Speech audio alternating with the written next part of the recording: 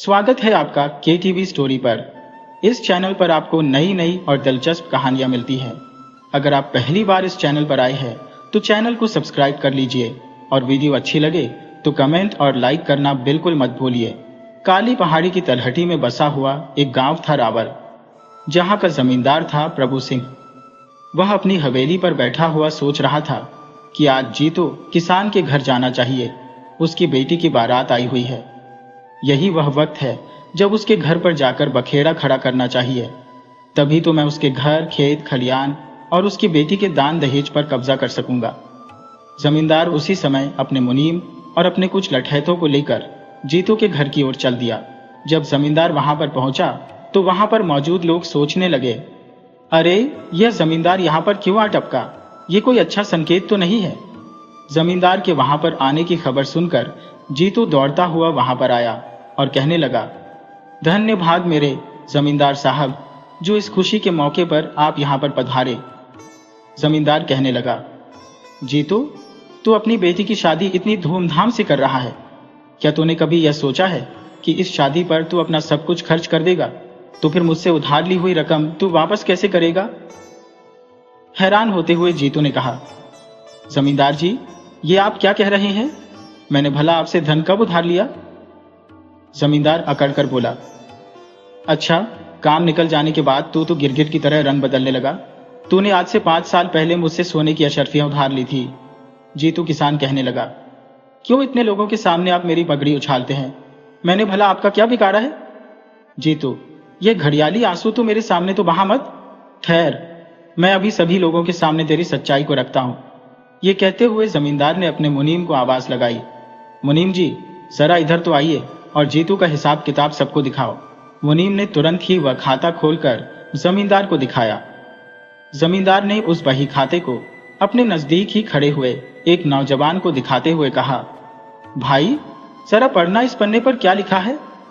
वो नौजवान जो कि बारात में आया था, उसने पन्ने पर लिखी हुई बात को पढ़ना शुरू किया। उस पर लिखा था, मैं जीतू, निवासी रावल गांव, अपने पूरे होशो हवास में इस बात को लिखवा रहा हूं कि मैं जमींदार साहब से 50 सोने की अशर्फियां उधार ले रहा हूं। 6 महीने के अंदर अंदर ये रकम जमींदार साहब को मैं ब्याज समेत वापस लौटा दूंगा। अगर मैंने ऐसा नहीं किया तो 6 महीने के बाद मेरे खेत खलियान सब कुछ जमींदार के हो जाएंगे। ये सुनकर जीतू कहने लगा, नहीं, ये सब झूठ है। मैंने कभी भी कोई रकम जमींदार से उधार नहीं ली। तब जमींदार ने कहा, जीतू, तो क्या इस पन्ने पर लिखी हुई बात और उसके नीचे तुम्हारा अंगूठे का निशान भी झूठा है? जीतू बोला, अरे जमींदार साहब, कुछ तो भगवान से डरो। इस बात का क्या प्रमाण है कि इस पन्ने पर लगा हुआ अंगूठे का निशान मेरा है? जमींदार बोला, मुझे मालूम था कि तेरे जैसा एहसान फरामोश आदमी यही बात करेगा, इसीलिए मैं कोतवाल जी को अपने साथ लेकर आया हूं। ये कहते हुए उसने वह बही खाता वहीं पर मौजूद कोतवाल के हाथ में थमा दिया, जो कि जमींदार के साथ ही आया था। असल बात तो यह थी कि शहर का कोतवाल जमींदार से घूस लेकर उसी के हक में फैसले सुनाया करता था। कोतवाल ने आगे बढ़कर वह पन्ना अपने हाथ में लिया और फिर जीतू से कहने लगा, जीतू, तुम अभी इसी समय इस पन्ने पर अपने अंगूठे का निशान लगाओ, तो फिर मैं दोनों निशानों को पहचान कर बता सकता हूं कि यह अंगूठे का निशान तुम्हारा है या नहीं। जीतू ने उसी समय एक अंगूठे का निशान उस पन्ने पर और लगा दिया।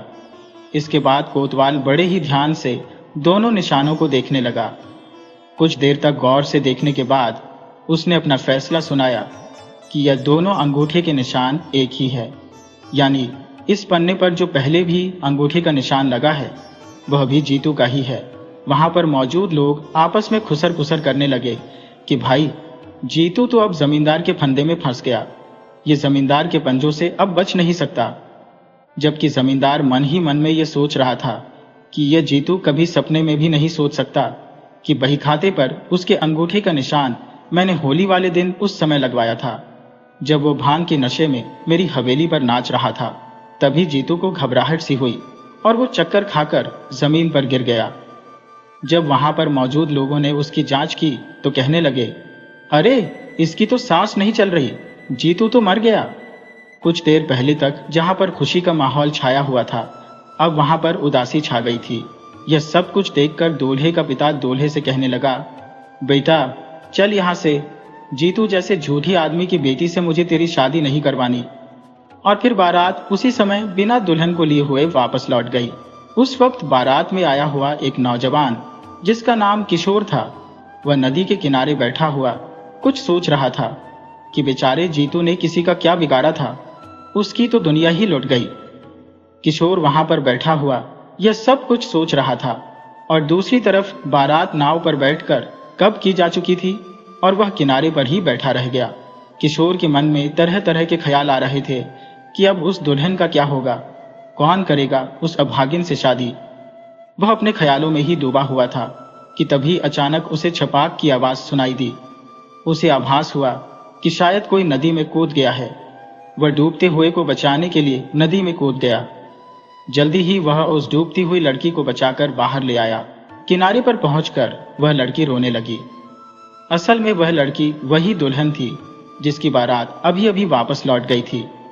वह रोते हुए कहने लगी, तुमने मुझे क्यों बचा लिया, मुझे मर जाने क्यों नहीं दिया। किशोर उस लड़की से पूछने लगा, तुम कौन हो और इस तरह से अपनी जान क्यों देना चाहती हो। लड़की बोली, जिस दुल्हन की बारात लौट जाए और जिसके पिता की पगड़ी भरी बिरादरी में उछाली गई हो, भला वह अपनी जान ना दे तो क्या करें। किशोर ने कहा, अच्छा तो तुम जीतू काका की बेटी हो। हाँ, मैं वही अभागिन सरला हो। बापू मर गए, घर में कोई रहा नहीं, तो फिर मैं किसके सहारे जीऊं। किशोर बोला, ऐसा मत कहो सरला, मैं हूं ना, मैं तुम्हें सहारा दूंगा, मैं तुमसे शादी करूंगा, चलो तुम मेरे साथ मेरे घर चलो। बेचारी किस्मत की मारी सरला उसके साथ उसके घर चली गई। दूसरी तरफ जमींदार गांव वालों से कहने लगा, गांव वालों, क्योंकि जीतू का दुनिया में अब कोई नहीं है तो अब इसका क्रियाकर्म मैं करूंगा। वहां पर मौजूद लोग आपस में कहने लगे, हाँ भाई, भला जमींदार इसका क्रियाकर्म क्यों नहीं करेगा। जीतू की सारी जमीन जायदाद सब कुछ इसे मुफ्त में जो मिल रहा है, देख लेना मरने के बाद इस जमींदार को नरक में भी जगह नहीं मिलेगी। और फिर जमींदार ने जीतू का अंतिम संस्कार कर दिया। उसके बाद उसने जीतू के खेत और घर सभी जगह पर अपना कब्जा कर लिया। दूसरी तरफ सरला अब किशोर के घर जा पहुंची तो किशोर की मां ने पूछा, बेटा ये तुम्हारे साथ कौन लड़की है। मां, ये तेरी बहू है। उसकी मां ने हैरान होते हुए पूछा, मेरी बहू, भला तुम्हारी शादी कब हुई। किशोर ने कहा, मां, हालात ही कुछ ऐसे बन गए थे कि मुझे इसको अपने साथ लेकर आना पड़ा। अब मैं इससे शादी कर लूंगा। इसके बाद किशोर ने अपनी मां को सारी बात विस्तार से बता दी। ये सुनकर उसकी मां ने कहा, बेटा तूने एक बेसहारा को सहारा दिया है, ये तूने बहुत ही अच्छा काम किया। और फिर उसकी मां ने बड़े ही साधारण तरीके से उन दोनों का विवाह करवा दिया। उस रात किशोर सरला से कहने लगा, सरला, हमारे यहाँ पर रस्म है कि पहले दिन दुल्हन को मुंह दिखाई दी जाती है। तुम बताओ कि तुम्हें मुंह दिखाई में क्या चाहिए। सरला बोली, मेरी मुंह दिखाई जरा मुश्किल किस्म की होगी, आप उसे पूरा कर पाएंगे या नहीं। किशोर ने हैरान होते हुए पूछा, अच्छा तो बताओ तो सही कि आखिर तुम्हें मुंह दिखाई में ऐसा क्या चाहिए। सरला बोली, तो फिर सुनिए, आप अगर मुझे मुंह दिखाई में कुछ देना ही चाहते हैं तो मेरी एक इच्छा पूरी कर दीजिए। जिस जालिम जमींदार ने मेरे पिता पर जुर्म ढाकर मुझे अनाथ कर दिया, क्या आप उसको सबक सिखा सकते हैं। यदि आप ऐसा कर पाए तो मैं समझूंगी कि आपने मुझे मुंह दिखाई दे दी। सरला की बात सुनकर किशोर कुछ सोच में पड़ गया और फिर कुछ देर तक सोचने के बाद वह बोला, सरला, मुझे जमींदार के बारे में तुम सब कुछ बताओ। सरला बोली, देखिए, जमींदार प्रभु सिंह एक बहुत ही कंजूस और घमंडी आदमी है। वह हमेशा गांव के भोले भाले किसानों को बहला फुसलाकर उनकी जमीन हथियाने का काम करता है, जिसकी वजह से वह पूरे गांव में बदनाम है। लेकिन उसकी पत्नी विमला, जो कि एक बहुत ही नेक दिल औरत है, वह हमेशा दूसरों की सहायता करने में आगे रहती है। लेकिन जमींदार को उसका यह व्यवहार बिल्कुल भी अच्छा नहीं लगता। यूं समझिए कि दोनों पति पत्नी एक दूसरे के बिल्कुल उलट है। जमींदार ने लोगों से लूट खसोट करके अपनी हवेली में बहुत दौलत इकट्ठी कर ली है और इतनी दौलत की हिफाजत करने के लिए वह अपनी हवेली छोड़कर कभी कहीं नहीं जाता। उसके पास कई लठैत भी हैं। जो उसके एक इशारे पर किसी की भी पिटाई कर देते हैं। सरला से यह सारी जानकारियां लेने के बाद किशोर एक गहरी सोच में पड़ गया। जल्दी ही उसके चेहरे पर एक मुस्कान आ गई, जैसे मन ही मन में उसने कोई योजना बना ली थी, और वह कहने लगा, सरला, मैं तुम्हें यकीन दिलाता हूं कि मैं उस जमींदार को अच्छा सबक सिखाऊंगा। अगले दिन किशोर अपनी माँ से कहने लगा, माँ, अगर घर में कुछ सोने की अशर्फियां पड़ी है तो मुझे दे दो। माँ ने पूछा, बेटा, भला सोने की अशर्फियों का तू क्या करेगा? माँ, मैं उन अशर्फियों की मदद से जमींदार को सबक सिखाऊंगा। माँ ने अपने बेटे को समझाते हुए कहा, बेटा, तू क्यों उस जालिम जमींदार से टकराने की सोच रहा है? माँ, तू अपने बेटे पर विश्वास रख और जल्दी से वही कर जो मैं तुझे कहता हूँ। और फिर माँ ने एक थैली में 15-20 सोने की अशर्फियां डालकर किशोर को दे दी। इसके बाद किशोर ने एक साधु का वेश बनाया और उन अशर्फियों को अपने पास रखा और अलख निरंजन करता हुआ वह अपने गांव से चला गया। वह पहुंच गया, जमींदार की हवेली के बाहर ही अपना आसन जमा दिया और धूनी रमाकर बैठ गया। कुछ ही देर हुई कि उस पर जमींदार की पत्नी विमला की नजर पड़ गई। वह एक बहुत ही नेक दिल और साधु संतों की सेवा करने वाली औरत थी। जब उसने देखा कि उसके घर के बाहर कोई साधु धूनी रमाए बैठा है, तो वह साधु के पास गई, साधु को प्रणाम किया और बोली, साधु महाराज, धन्य भाग हमारे जो आप हमारे दरवाजे पर आए हैं। आप रुकिए, मैं आपके लिए जलपान लेकर आती हूँ। और फिर जमींदार की पत्नी साधु बने हुए किशोर के लिए खाना लेकर आई। साधु ने खाना खाया और फिर उसने विमला को आशीर्वाद देते हुए कहा, देवी, तुमने एक साधु को खाना खिलाया है, भगवान तुम्हारा भला करें। ये कहते हुए उसने एक सोने की अशर्फी उन बर्तनों में रख दी जो विमला लेकर आई थी। विमला ने साधु को प्रणाम किया और जब वापस अपने घर पहुंची तो उसने देखा कि बर्तनों के बीच में एक सोने की अशर्फी पड़ी है। उसे बड़ी हैरानी हुई और सोचने लगी कि यह कैसे धन्य महात्मा है जिन्होंने आशीर्वाद के रूप में मुझे सोने की अशर्फी दी है। जब शाम के समय जमींदार अपने घर आया तो उसकी पत्नी ने सारी घटना जमींदार से कह दी कि हमारे घर के बाहर जो साधु महाराज आए हैं वह बहुत ही पहुंचे हुए सिद्ध योगी है। जब मैंने उन्हें खाना खिलाया तो आशीर्वाद के रूप में उन्होंने मुझे सोने की अशर्फी दी।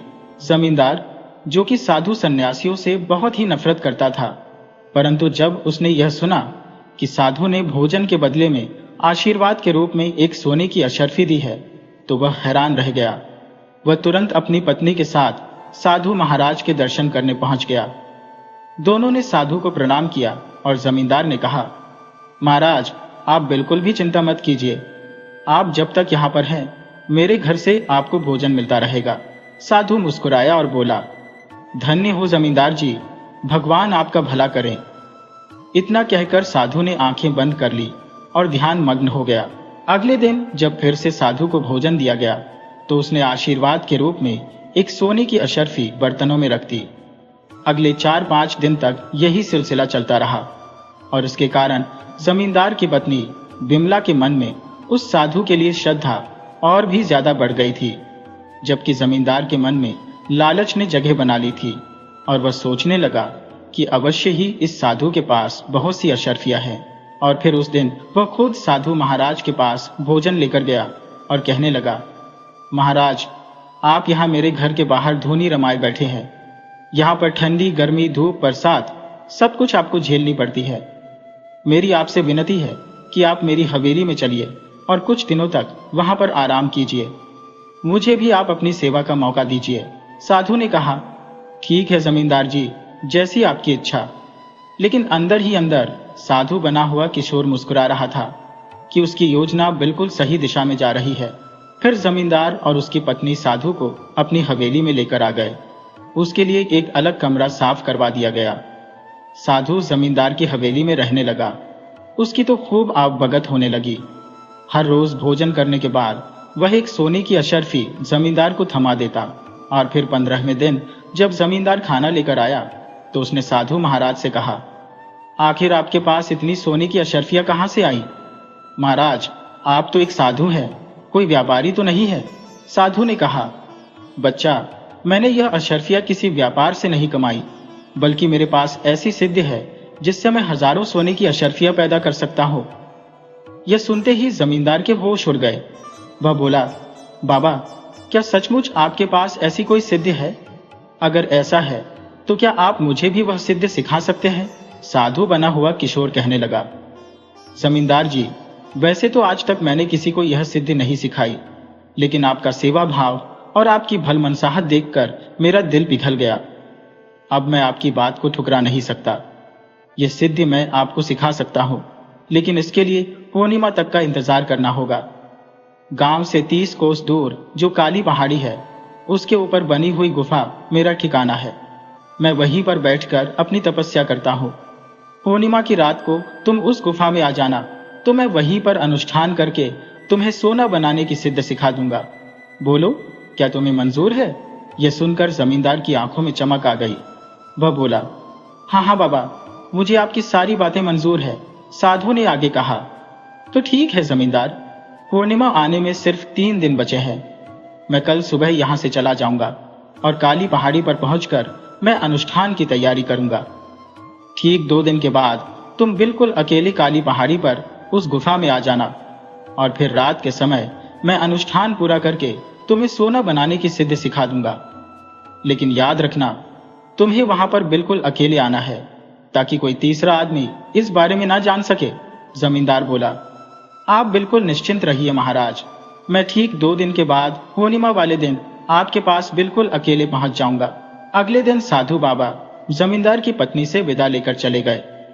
वहां से निकलकर साधु के रूप में जो किशोर था, वह काली पहाड़ी पर जा पहुंचा और वहां पहुंचकर वह उस गुफा में बैठ गया।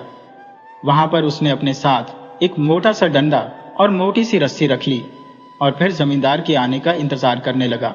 2 दिन के बाद जब पूर्णिमा थी तो जमींदार ने अपनी पत्नी से कहा, मैं एक जरूरी काम से कहीं पर जा रहा हूं और कल सुबह तक वापस आ जाऊंगा।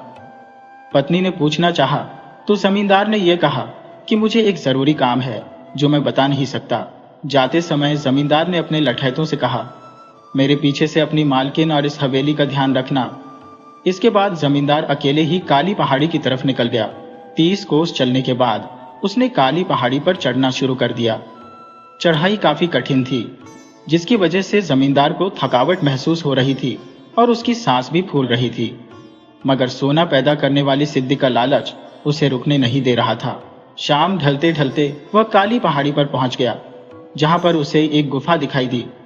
थका हारा जमींदार उस गुफा के अंदर चला गया तो सामने ही साधु के रूप में किशोर वहां पर मौजूद था। साधु को देखते ही जमींदार के चेहरे पर मुस्कुराहट आ गई और वह बोला, साधु महाराज, देखिए, मैं अपने वादे के मुताबिक बिल्कुल अकेले यहां पर पहुंच गया हूं। बताइए कि अब मुझे क्या करना है। किशोर अपनी जगह से उठा। उसने यह भांप लिया था कि जमींदार इस वक्त बहुत ही थका हुआ है। उसने मौके का फायदा उठाया और जमींदार को दबोच लिया और उस पर काबू कर लिया। पलक झपकते ही उसने मोटी मोटी रस्सियों से जमींदार को कसकर बांध दिया। बहुत ज्यादा थका होने के कारण जमींदार अपना बचाव ना कर सका। जब वह रस्सियों में बंध गया तो साधु से कहने लगा, महाराज, यह क्या हरकत है? आपने तो मुझे सोना बनाने की सिद्ध सिखाने के लिए यहां पर बुलाया था, फिर भला आपने मुझे बांध क्यों दिया? तब किशोर ने अपना साधु का चोला उतारा और अपनी असलियत जमींदार के सामने जाहिर करते हुए वह कहने लगा, मूर्ख जमींदार, मैं कोई साधु नहीं हूं और ना ही मैं तुझे कोई सिद्ध सिखाने वाला हूं। मेरा नाम किशोर है और मैं उस सरला का पति हूं जिसके पिता के साथ तूने धोखा किया था और उनकी मौत का कारण तू बना था। इसके बाद किशोर ने सारी सच्चाई जमींदार को बता दी और लगे हाथ 2-4 तमाचे उसके चेहरे पर जड़ दिए और कहा, जमींदार, अब तेरे पास कोई दूसरा रास्ता नहीं है। पूरे गांव में किसी को यह नहीं मालूम कि तुम इस समय काली पहाड़ी पर मेरे कब्जे में हो। मेरा इरादा तो यह था कि मैं तुझे जान से मार दूं, लेकिन तेरी पत्नी विमला, जो इतनी नेक दिल और धार्मिक विचारों वाली है, उसका ख्याल आते ही मेरे मन में तेरे लिए रहम आ रहा है। अगर मैं चाहूं तो तुझे यहीं पर बंधा हुआ छोड़ जाऊं और 2-4 दिन में ही भूख प्यास के मारे तू यहीं पर मर जाएगा, लेकिन मैं तुझे जिंदा रहने का एक मौका देना चाहता हूं। अगर तू मुझे यह बता दे कि तूने अपने घर में वह सारे कागजात कहां पर रखे हैं जो दूसरे किसानों की जमीनों के हैं, साथ ही साथ तेरी तिजोरी कहां पर है और उसकी चाबी किधर है। अगर यह सब बातें तू मुझे बता दे तो मैं तेरी जान बचा सकता हूँ। जमींदार को अब अपनी मौत का डर सताने लगा, तो उसने तिजोरी और उसकी चाबी और साथ ही सारे कागजातों के बारे में किशोर को बता दिया। तब किशोर ने कहा, जमींदार, अब 2-3 दिन तक तुझे यहीं पर भूखे प्यासे रहना होगा, क्योंकि इतनी सजा तो तुझे भुगतनी ही पड़ेगी। और मैं तेरी हवेली पर जाऊंगा और तेरी सारी दौलत और तेरी तिजोरी को साफ कर दूंगा। किसानों को उनके कागज वापस दिलवा आऊंगा और उसके बाद ही मैं यहां पर आकर तुझे आजाद करूंगा। ये कहते हुए किशोर वहां से चला गया। उसने एक बार फिर से साधु का भेष बनाया और जा पहुंचा जमींदार की हवेली पर। इधर जमींदार की पत्नी, जो कि जमींदार के वापस न आने से बहुत ही परेशान थी, जब उसने साधु बाबा को आते हुए देखा तो वह सीधा उनके पैरों में गिर गई और बोली, महाराज, अब तो आप ही मुझे बचा सकते हैं। आपके जाने के बाद न जाने मेरे पति कहाँ गायब हो गए और अभी तक लौट कर नहीं आए। साधु ने कहा, देवी, मुझे ऐसा आभास हो रहा है कि तुम्हारा पति किसी बड़े संकट में फंस गया है, यहां तक कि उसकी जान पर बन आई है, और यह सब उसके बुरे कर्मों का फल है। अगर तुम चाहती हो कि तुम्हारा पति उस संकट से छूट जाए तो मेरी मानो तो उसने छल कपट करके जो भी धन कमाया है वह गरीबों में बांट दो, और जो उसने किसानों की जमीनें हड़पी है वह सारे कागज तुम जला दो। इसी से तुम्हारे पति के पापों का प्रायश्चित हो सकता है और वह संकट से छूट सकता है। जमींदार की पत्नी, जो पहले से ही अपने पति के गलत कामों से बहुत ही परेशान थी, उसे पक्का विश्वास हो गया कि साधु महाराज बिल्कुल ठीक कह रहे हैं, और वह ऐसा करने के लिए तैयार हो गई। तब किशोर ने अपनी आंखें बंद करके ध्यान लगाने का नाटक किया और फिर उसने बताया कि जमींदार की तिजोरी की चाबियां कहाँ है और उसकी तिजोरी कहाँ है और बाकी सारे कागजात और बहीखाते कहाँ पर रखे हैं। इसके बाद जमींदार की पत्नी ने तिजोरी की चाबियां ली और सारा धन लाकर साधु महाराज के सामने ढेर कर दिया। उसने जमीनों के कागजात और बहीखाते निकाले और आंगन में ले जाकर उन्हें आग लगा दी। तब साधु बाबा ने कहा, वे सभी किसान जिनकी जमीनें जमींदार ने हड़प ली थी, अब वह आजाद हो चुके हैं। इसके बाद जमींदार की पत्नी ने अपने हाथों से जमींदार की सारी दौलत, जो उसने छलकपट से कमाई थी, गांव की गरीब जनता में बांट दी और साधु महाराज से कहने लगी, महाराज, अब तो मैंने आपके कहे मुताबिक कर दिया, अब आप ही मेरे सुहाग की रक्षा कीजिए। साधु के रूप में किशोर कहने लगा, ठीक है देवी, तुम मुझे थोड़ा समय दो, मैं अपने आश्रम में जाकर अपने योग्य बल से पता लगाता हूं कि जमींदार इस समय कहाँ है, और उसको सही सलामत वापस लाना अब मेरी जिम्मेदारी है। जमींदार की पत्नी को ऐसा विश्वास दिलाकर किशोर हवेली से बाहर निकल गया। इसके बाद वह छिपता छिपाता काली पहाड़ी पर जा पहुंचा, जहां पर जमींदार भूखा प्यासा परेशान पड़ा हुआ था। वहां पहुंचकर उसने जमींदार से कहा, जमींदार, मैंने तुम्हारी सारी दौलत तुम्हारी पत्नी के ही हाथों से गरीबों में बंटवा दी है, और वे सभी किसान जिनकी जमीनों पर तुमने कब्जा किया था, वह सारे कागजात और बहीखाते मैंने नष्ट करवा दिए। अब तुम्हारे पास सुधरने के अलावा कोई दूसरा रास्ता नहीं है, क्योंकि पैसे के बल पर तुमने जो लठैत पाल रखे थे, जब उन्होंने देखा कि तुम्हारी हवेली का सारा पैसा जा चुका है, तो वे भी हवेली छोड़कर चले गए। अब तो तुम्हारे पास ना तो धन बचा, न ताकत, न ही किसानों की जमीनें। जिस धन और ताकत का इस्तेमाल करके तुम शहर के कोतवाल के साथ मिली भगत करते थे, वह तुम्हारे हाथों से चली गई। तुम्हारे कंगाल हो जाने के बाद अब कोतवाल भी तुम्हारा साथ नहीं देगा। मैं चाहूं तो अभी के अभी तुम्हें जान से मार सकता हूं, लेकिन तुम्हारी पत्नी की वजह से मैं तुम्हें जिंदा छोड़ रहा हूं। इतना कहते हुए उसने जमींदार की रस्सियां खोल दी। जमींदार गिरता पड़ता जब वापस अपनी हवेली पर पहुंचा, तो उसने देखा कि उसकी हवेली बिल्कुल सुनसान पड़ी थी। जिन लठैतों के दम पर वह गांव वालों पर अत्याचार करता था, वे सब के सब जा चुके थे। जब जमींदार की पत्नी ने अपने पति को देखा कि वह सुरक्षित वापस लौट आया है, तो वह बहुत ही खुश हुई और पूछने लगी, स्वामी, आप कहां पर थे? आपकी यह हालत कैसे हुई? लेकिन जमींदार ने सिर्फ इतना ही कहा, भाग्यवान, यह सब मेरे कर्मों की सजा थी जो मुझे मिली। असल में जमींदार को अंदर ही अंदर इस बात का एहसास हो चुका था कि वह अब किशोर का कुछ नहीं बिगाड़ सकता, क्योंकि ना तो अब उसके पास दौलत थी और ना ही लठैत। उसकी पत्नी ने कहा, देखिए जी, आप सही सलामत लौट आए, आपकी जान बच गई, मेरे लिए इतना ही काफी है। अब आप अपने बुरे कामों से तौबा कर लीजिए, क्योंकि आपने देख ही लिया है कि बुरे कामों का नतीजा बुरा ही होता है। जमींदार को भी अब अपनी पत्नी की बात सही लग रही थी। उसने अपनी पत्नी को विश्वास दिलाया कि आज के बाद वह कभी किसी गरीब को नहीं सताएगा और ना ही किसी किसान की जमीन को हड़पने की कोशिश करेगा। दूसरी तरफ जब किशोर अपने घर पहुंचा और उसने अपनी पत्नी सरला को बीते दिनों की सारी घटनाएं बताई कि किस तरह से उसने जमींदार को ऐसा सबक सिखाया कि अब वह किसी गरीब को सताने लायक नहीं रहा, क्योंकि मैंने उसे तबाह और बर्बाद कर दिया। अब वह दोबारा अपनी जिंदगी में कभी किसी गरीब को तंग नहीं करेगा। सारी बात सुनने के बाद सरला के मन को बहुत ही संतोष हुआ और वह खुश थी कि उसके पति ने अपना वादा पूरा किया और धूर्त जमींदार को सबक सिखा दिया। तो दोस्तों, इसी तरह की कहानियां सुनने के लिए आप चैनल को सब्सक्राइब कर लीजिए। वीडियो अच्छी लगी तो उसे लाइक कीजिए और अपने बेशकीमती कमेंट करना बिल्कुल मत भूलिए।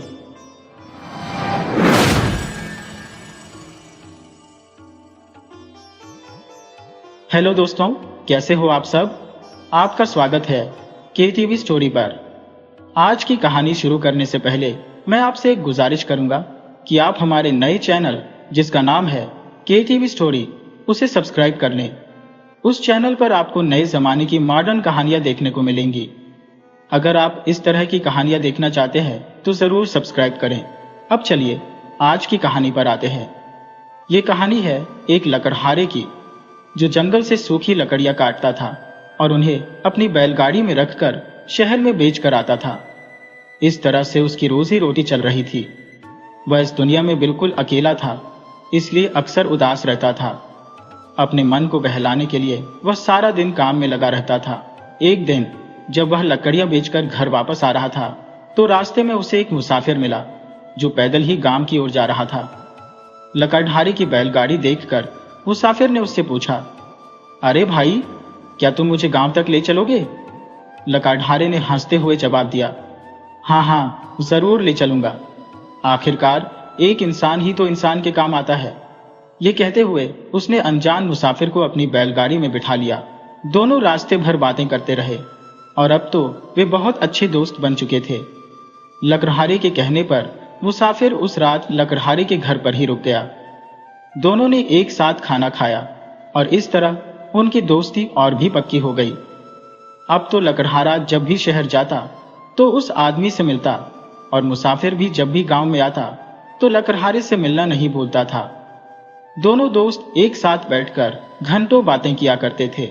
एक बार जब लकड़हारा अपने दोस्त मुसाफिर के घर पर रुका हुआ था तो वापस अपने गांव आना चाहता था, लेकिन रात हो जाने के कारण उसके दोस्त ने उससे कहा, अरे भाई, अब रात हो चुकी है।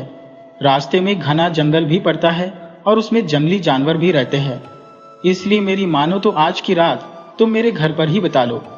लकड़हारे ने अपने दोस्त की बात मान ली और उस रात उसने शहर में ही रहने का फैसला किया। रात को खाना खाने के बाद दोनों दोस्त घूमने निकल पड़े। चलते चलते वे राजमहल के नजदीक पहुंच गए। उन्होंने देखा कि महल के पास काफी भीड़ जमा थी और वहां पर आंखों को चकाचौंध कर देने वाली रोशनी थी। लकड़हारे ने अपने दोस्त से पूछा, भाई, यहां पर इतनी भीड़ क्यों है?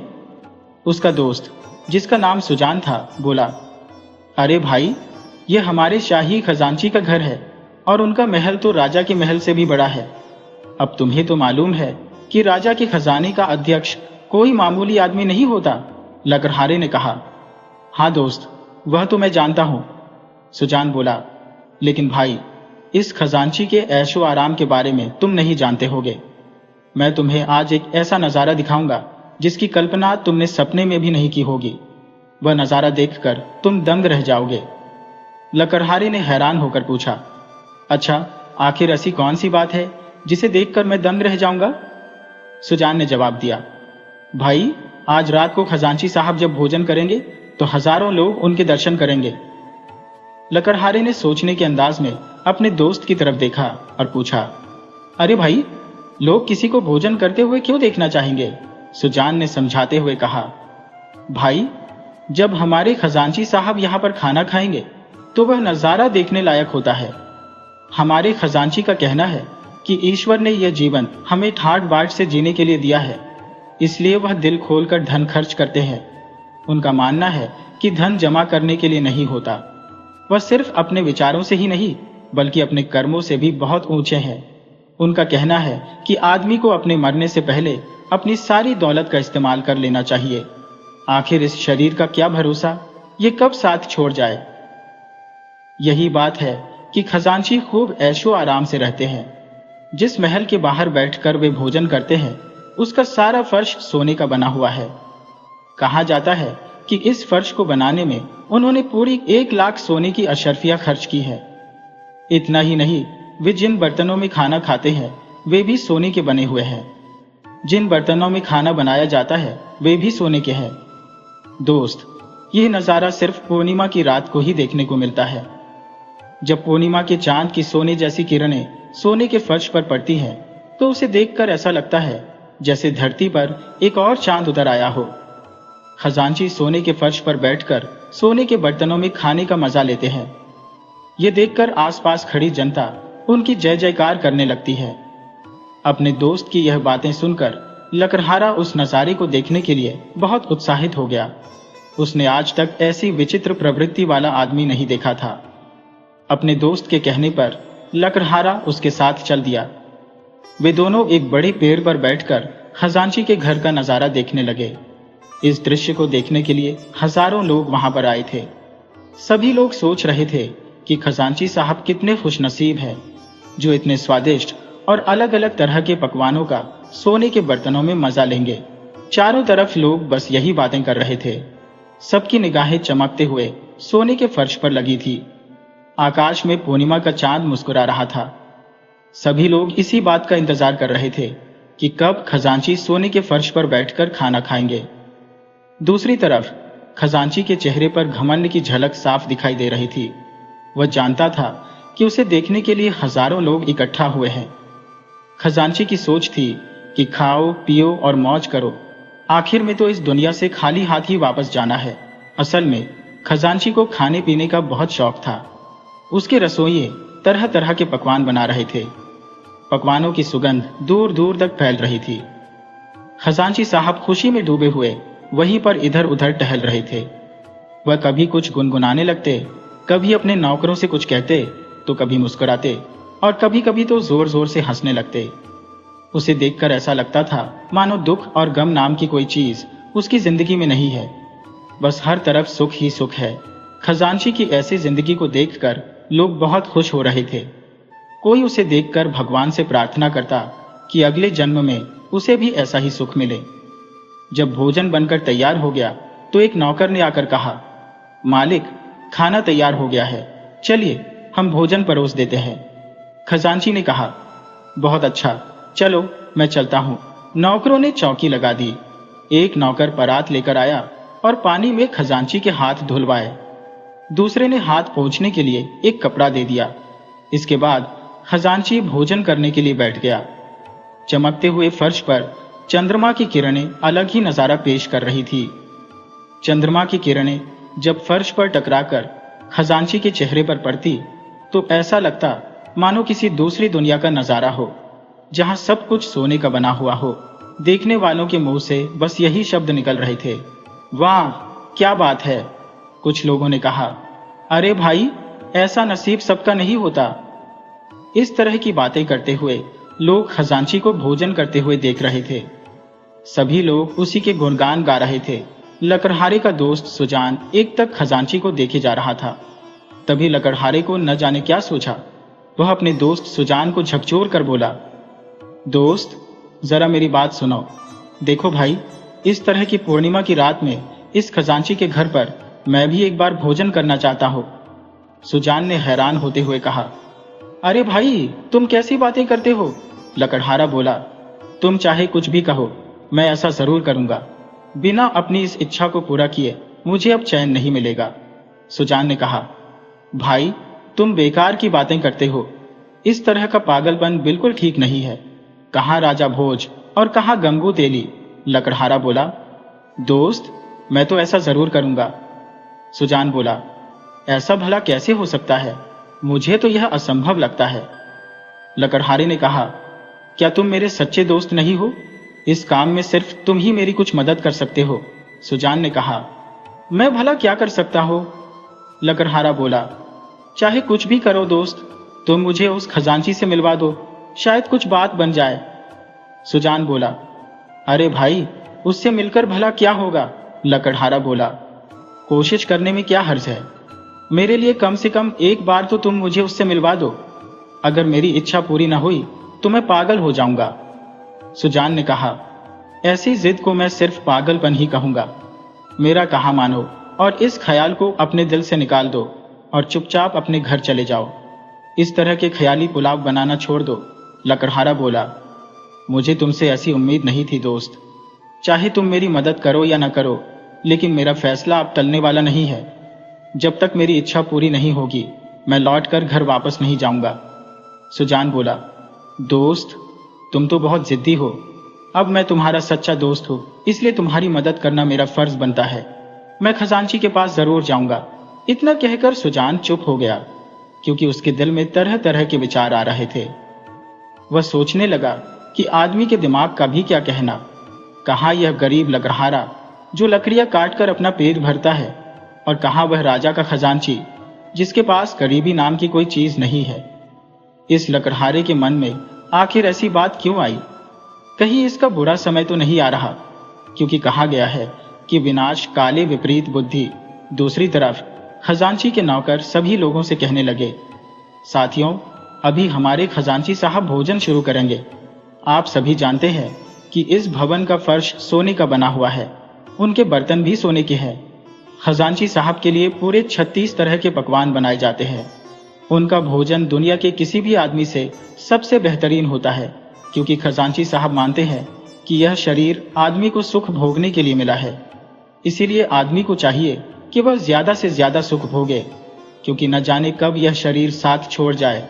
तभी शाही खजांची वहां पर आया और सभी लोग उसकी तरफ देखने लगे। इधर लकड़हारा एक बार फिर से अपने ख्यालों में खो गया, मानो वह सांस रोककर सब कुछ देख रहा हो।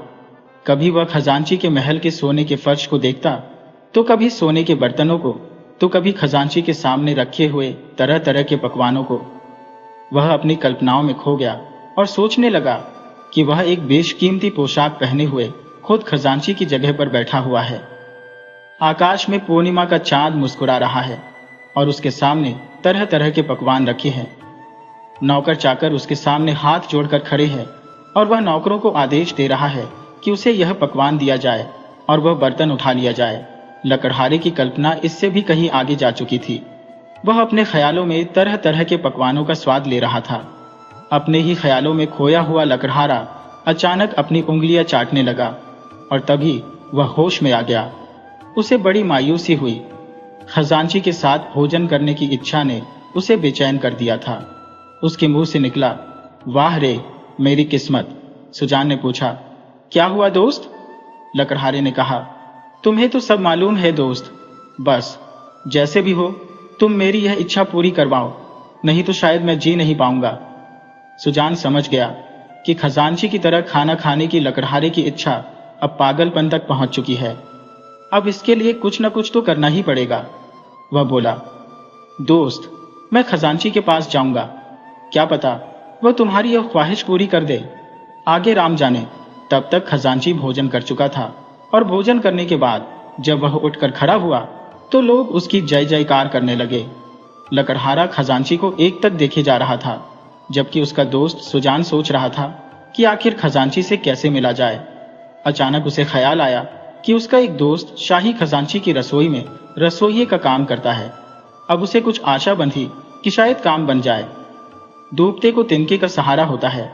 किसी उम्मीद से वह अपने उस दोस्त को खोजने लगा। आखिरकार वह उस दोस्त तक जा पहुंचा जो शाही खजांची की रसोई में काम करता था। रसोइये ने उनसे पूछा, कहो दोस्त, कैसे आना हुआ? क्या कोई खास काम है? तब सुजान ने कहा, क्या बताऊं भाई, एक बड़ी समस्या आ गई है। बड़ी उम्मीद लेकर हम लोग तुम्हारे पास आए हैं। रसोइया बोला, बताओ दोस्त, मैं तुम्हारी क्या सेवा कर सकता हूं? अगर मैं तुम्हारी किसी काम आ सकूं तो मुझे बहुत खुशी होगी। सुजान ने कहा, दोस्त, मुझे राजा के खजांची से मिलना है। ये कहते हुए उसने लकड़हारे की इच्छा के बारे में रसोइये को सब कुछ बता दिया। रसोइया बोला, दोस्त, तुम्हारी यह समस्या तो सचमुच बड़ी अजीब है। तुम्हारा काम बनेगा या नहीं ये तो मैं नहीं कह सकता, लेकिन हाँ, मैं तुम्हें अपने मालिक से मिलवा सकता हूँ। लकड़हारा बोला, ठीक है दोस्त, तो तुम मुझे अपने मालिक के पास ले चलो, शायद बात बन जाए। कोशिश करने में क्या हर्ज है। और फिर रसोइया उन दोनों को शाही खजांची के पास ले गया। खजांची साहब भोजन करने के बाद आराम करने के लिए जा रहे थे। अपने रसोइये के साथ दो अजनबी लोगों को देखकर उन्हें कुछ हैरानी हुई और वह बोले, कहो क्या बात है, और ये दोनों कौन है? रसोइया बोला, मालिक, ये दोनों मेरे दोस्त हैं और आपके पास किसी खास काम के लिए आए हैं। खजांची ने पूछा, खास काम? कौन सा खास काम? सुजान बोला, महाराज, मेरे इस दोस्त को एक अजीब सी सनक सवार हो गई है, लगता है इसका दिमाग कुछ फिर गया है। शाही खजांची बोला, भाई साफ साफ बताओ, आखिर तुम क्या कहना चाहते हो? सुजान बोला, हुजूर, यह मेरा दोस्त लकड़हारा है और इसकी एक बड़ी अजीब सी इच्छा है जो सिर्फ आप ही पूरी कर सकते हैं। शाही खजांची ने पूछा, अच्छा, आखिर ऐसी कौन सी इच्छा है? सुजान बोला, हुजूर, ये एक बार आपकी जगह पर बैठकर खाना खाना चाहता है। ये सुनकर खजांची गहरी सोच में पड़ गया। काफी देर तक सोचने के बाद वह बोला, सुनो लकड़हारे, अगर तुम्हारी यही इच्छा है तो इसके लिए तुम्हें 3 साल तक मेरे खेतों में काम करना पड़ेगा। बोलो, क्या तुम्हें मंजूर है? लकड़हारा एकदम से बोला, हुजूर, बस मुझे एक बार आपके जैसा भोजन मिल जाए तो मैं उसके लिए कुछ भी करने को तैयार हूं। ये कहते हुए लकड़हारे ने खजांची के पैरों को छू लिया। खजांची बोला, अरे भाई, तुम तो बहुत जिद्दी आदमी मालूम पड़ते हो। देखो, कहना एक बात है लेकिन करके दिखाना दूसरी बात है।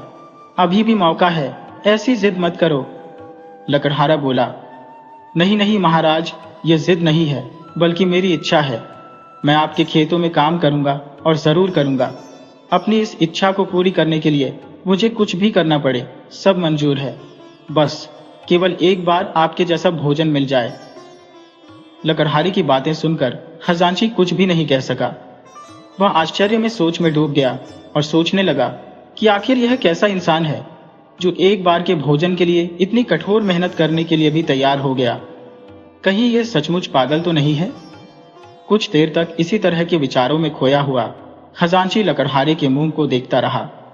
उसे अब भी विश्वास नहीं हो रहा था कि यह आदमी ऐसा कर पाएगा। उसने फिर से कहा, देखो, जिद मत करो, कहीं तुम बीच में ही भाग खड़े हुए तो? लकड़हारा बोला, नहीं नहीं महाराज, ऐसा कभी नहीं होगा। मैं अपनी इस इच्छा को पूरी करने के लिए 3 साल तो क्या, 3 जन्म तक आपके खेतों में काम कर सकता हूं। लकड़हारे के इन शब्दों ने खजांची का मुंह बंद कर दिया। ना करने के लिए कोई रास्ता नहीं था। ऐसा जिद्दी आदमी उसने पहली बार देखा था। वह मन ही मन लकड़हारे की बेवकूफी पर हंस भी रहा था, लेकिन क्योंकि अब वह वचन दे चुका था और फिर बात पक्की हो गई। लकड़हारा उसी समय खजांची के खेतों में काम करने के लिए चला गया। पूरे 3 साल की उसकी कठोर परीक्षा अब शुरू हो चुकी थी। वह दिन रात कड़ी मेहनत करता, उसे थकान भी महसूस नहीं होती थी। उसका लक्ष्य था कि खजांची के सोने के फर्श पर सोने के बर्तनों में भोजन करना। अपने इस लक्ष्य को सामने रखकर ही वह हमेशा काम करता रहता। खजांची के खेतों में और भी कई मजदूर काम करते थे, लेकिन वे भी इतनी मेहनत नहीं करते थे जितनी लकड़हारा कर रहा था। उसे तो किसी दूसरे से बात करने की फुर्सत ही नहीं थी। लकड़हारे की मेहनत रंग लाई। साल भर बाद जब फसल पककर तैयार हुई तो खजांची के आश्चर्य की सीमा न रही। इस साल पहले की तुलना में दुगना अनाज पैदा हुआ था। खजांची यह देखकर बहुत खुश हुआ। उसे इस बात पर विश्वास होने लगा कि यह लकड़हारा सच में एक काबिल और मेहनती आदमी है। अगर इसे सही मौका और सही माहौल मिला होता तो यह पक्का एक बहुत बड़ा आदमी बनता। धीरे धीरे 3 साल बीत गए। लकड़हारे का यह परीक्षा काल अब समाप्त हो चुका था। अपनी इस परीक्षा को पूरी करके जब वह खजांची के महल में जाने लगा तो उसके साथ काम करने वाले बाकी लोग बहुत दुखी थे, क्योंकि उसके मेहनती और मिलनसार व्यवहार ने सबका दिल जीत लिया था। लकड़हारे के कारण बाकी लोगों को काफी आराम भी मिल रहा था। लकड़हारे के जाते समय वे लोग आपस में बातें करने लगे। एक बोला, देखो तो कैसा भला मानस था। दूसरे ने कहा, काम से जी चुराना तो यह जानता ही नहीं था। तीसरा बोला, ऐसी कड़ी मेहनत करने वाला आदमी तो मैंने आज तक नहीं देखा। कोई बोला, यह सीधा नहीं बल्कि मूर्ख था। मूर्ख नहीं बल्कि यूं कहो कि जिद्दी था, लेकिन ऐसी भी क्या जिद कि अपने ही पैरों पर कुल्हाड़ी मार ले। आखिर इस जिद के बदले में उसे मिला ही क्या? बस एक बार खजांची के महल में भोजन करने का मौका। एक बोला, अरे भाई, जो भी हो, यह भला आदमी था। ऐसे आदमी संसार में कम ही होते हैं, भगवान उसका भला करे। सभी लोगों से विदा लेकर जब लकड़हारा खजांची के पास पहुंचा तो बोला, प्रणाम स्वीकार करें महाराज, मैंने मेहनत करने में कोई कमी नहीं रखी। अब मैं आपकी सेवा में हाजिर हूं। खजांची बोला, शाबाश, तुम सच में एक मेहनती आदमी हो। तुम अपनी परीक्षा में बिल्कुल खरे उतरे। तुम्हारी मेहनत के कारण मुझे बहुत मुनाफा भी हुआ है। लकड़हारा बोला, महाराज, ये तो मेरा फर्ज था। खजांची ने कहा, खैर, जो भी हो, संयोग से कल पूर्णिमा भी है। कल तुम्हें तुम्हारी मेहनत का नतीजा मिल जाएगा। कल तुम मेरे महल में सोने के बर्तनों में खाना खा सकोगे। यह सुनकर लकड़हारा बहुत खुश हुआ और बोला, यह तो आपकी मेहरबानी है हुजूर, किस्मत से कल मेरी इच्छा पूरी हो जाएगी। खजांची ने कहा, क्या तुम जानते हो कि तुमने मेरे खेतों में जो मेहनत की है उसकी वजह से मुझे 3 साल में 3000 सोने की अशर्फिया का फायदा हुआ है? लकड़हारा बोला, महाराज, इसमें मेरा क्या, मैंने तो सिर्फ मेहनत की है, खेत तो आपके ही थे। खजांची बोला, कल तुम मेरे महल में भोजन तो करोगे ही, इसके साथ ही तुम एक दिन के लिए मेरे इस महल के मालिक बनकर रहोगे। मेरे कहने का मतलब यह है कि कल तुम यहाँ पर भोजन तो करोगे ही, इसके साथ ही इस घर में जो भी तुम करना चाहो वह कर सकते हो। लकड़हारा बोला, महाराज, ये आप क्या कह रहे हैं? मैं एक गरीब लकड़हारा भला इस महल का मालिक कैसे हो सकता हो? मैंने तो सिर्फ एक दिन के भोजन की शर्त ही रखी थी। खजांची ने कहा, देखो भाई, क्या मेहनत की कोई कीमत नहीं होती? मैं हर एक मेहनती आदमी का बहुत सम्मान करता हूँ, इसीलिए मैं जो कुछ भी कह रहा हूँ सोच समझकर कह रहा हूँ। यह तुम्हारी मेहनत का इनाम है। कल सुबह से पूरे एक दिन और एक रात के लिए तुम इस महल के मालिक हो जाओगे।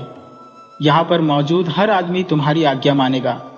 तुम जो चाहो भोजन करो, जिसे चाहे आज्ञा दो, जिसे चाहे दान पुण्य करना चाहो तो कर सकते हो, मुझे इसमें कोई आपत्ति नहीं है। लकड़हारा बोला, नहीं नहीं महाराज, ऐसा मत कहिए, मैं इस लायक नहीं हूं। खजांची ने कहा, मैंने जो कह दिया सो कह दिया। मैं अपनी कही हुई बात कभी वापस नहीं लेता। यही मेरा आखिरी फैसला है। लकड़हारे के मुंह से एक शब्द भी नहीं निकल सका। वह तो बस टुकुर टुकुर खजांची का मुंह ही देखता रहा। खजांची बोला, कल सुबह से 24 घंटे के लिए तुम इस घर के मालिक रहोगे। यही नहीं बल्कि शाही खजाने पर तुम्हारा पूरा अधिकार होगा। ये रही खजाने की चाबियां, रख लो इन्हें। ये कहते हुए खजांची ने खजाने की चाबियां लकड़हारे को पकड़ा दी। लकड़हारा मंत्रमुग्ध सा उन चाबियों को ले लेता है, मानो उसकी जीभ उसके तालू से चिपक गई हो। दूसरे दिन जब लकड़हारा उठा तो वह राजा का खजांची था। उसने शाही पोशाक पहनी और फिर रथ पर बैठकर घूमने के लिए निकला। लोग नए शाही खजांची को देखकर बड़े हैरान थे। वह उसे प्रणाम करने लगे। उसका वह दोस्त भी उसके साथ बैठा हुआ था। धीरे धीरे शाम हो गई। जिस काम के लिए 3 साल तक लकड़हारे ने कड़ी मेहनत की थी, वह समय अब बिल्कुल नजदीक आ चुका था।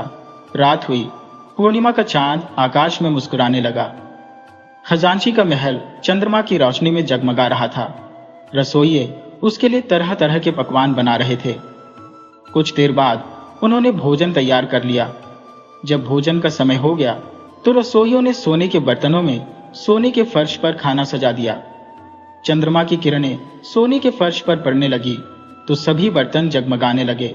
उधर राजा का खजांची राजा के पास पहुंचा और उसने लकड़हारे की सारी बात राजा को बताई। राजा अपने खजांची के साथ भेष बदलकर उसके महल की तरफ चला गया। वे दोनों छिपकर यह देखना चाहते थे कि लकड़हारा आखिर क्या करता है। इधर लकड़हारा बड़े ही अच्छे तरीके से सारे काम करता रहा। जिस पल के लिए लकड़हारे ने 3 साल तक मेहनत की थी, वह समय अब आ चुका था। भोजन को सामने देखकर लकड़हारा ईश्वर को याद करने लगा। हे ईश्वर, आज आपने मुझे यह सम्मान दिलवाया है। आपने मेरी यह इच्छा पूरी की, इसके लिए मैं आपको धन्यवाद करता हूँ। वह इन्हीं विचारों में डूबा हुआ था। उसके भोजन शुरू करने से पहले ही वहां पर एक भिक्षुक आ गया। सामने तरह तरह के पकवान देखकर भिक्षुक की भूख और भी ज्यादा बढ़ गई। वह बोला, मैं बहुत भूखा हूं महाराज, भोजन दीजिए। भोजन की तरफ बढ़ता हुआ लकड़हारे का हाथ एकदम से रुक गया। उसने भिक्षुक की तरफ देखा तो तभी उसे अतिथि धर्म याद आ गया। अतिथि को देवता माना गया है। अतिथि देवो भव, यह शब्द बार बार उसके कानों में टकराने लगे।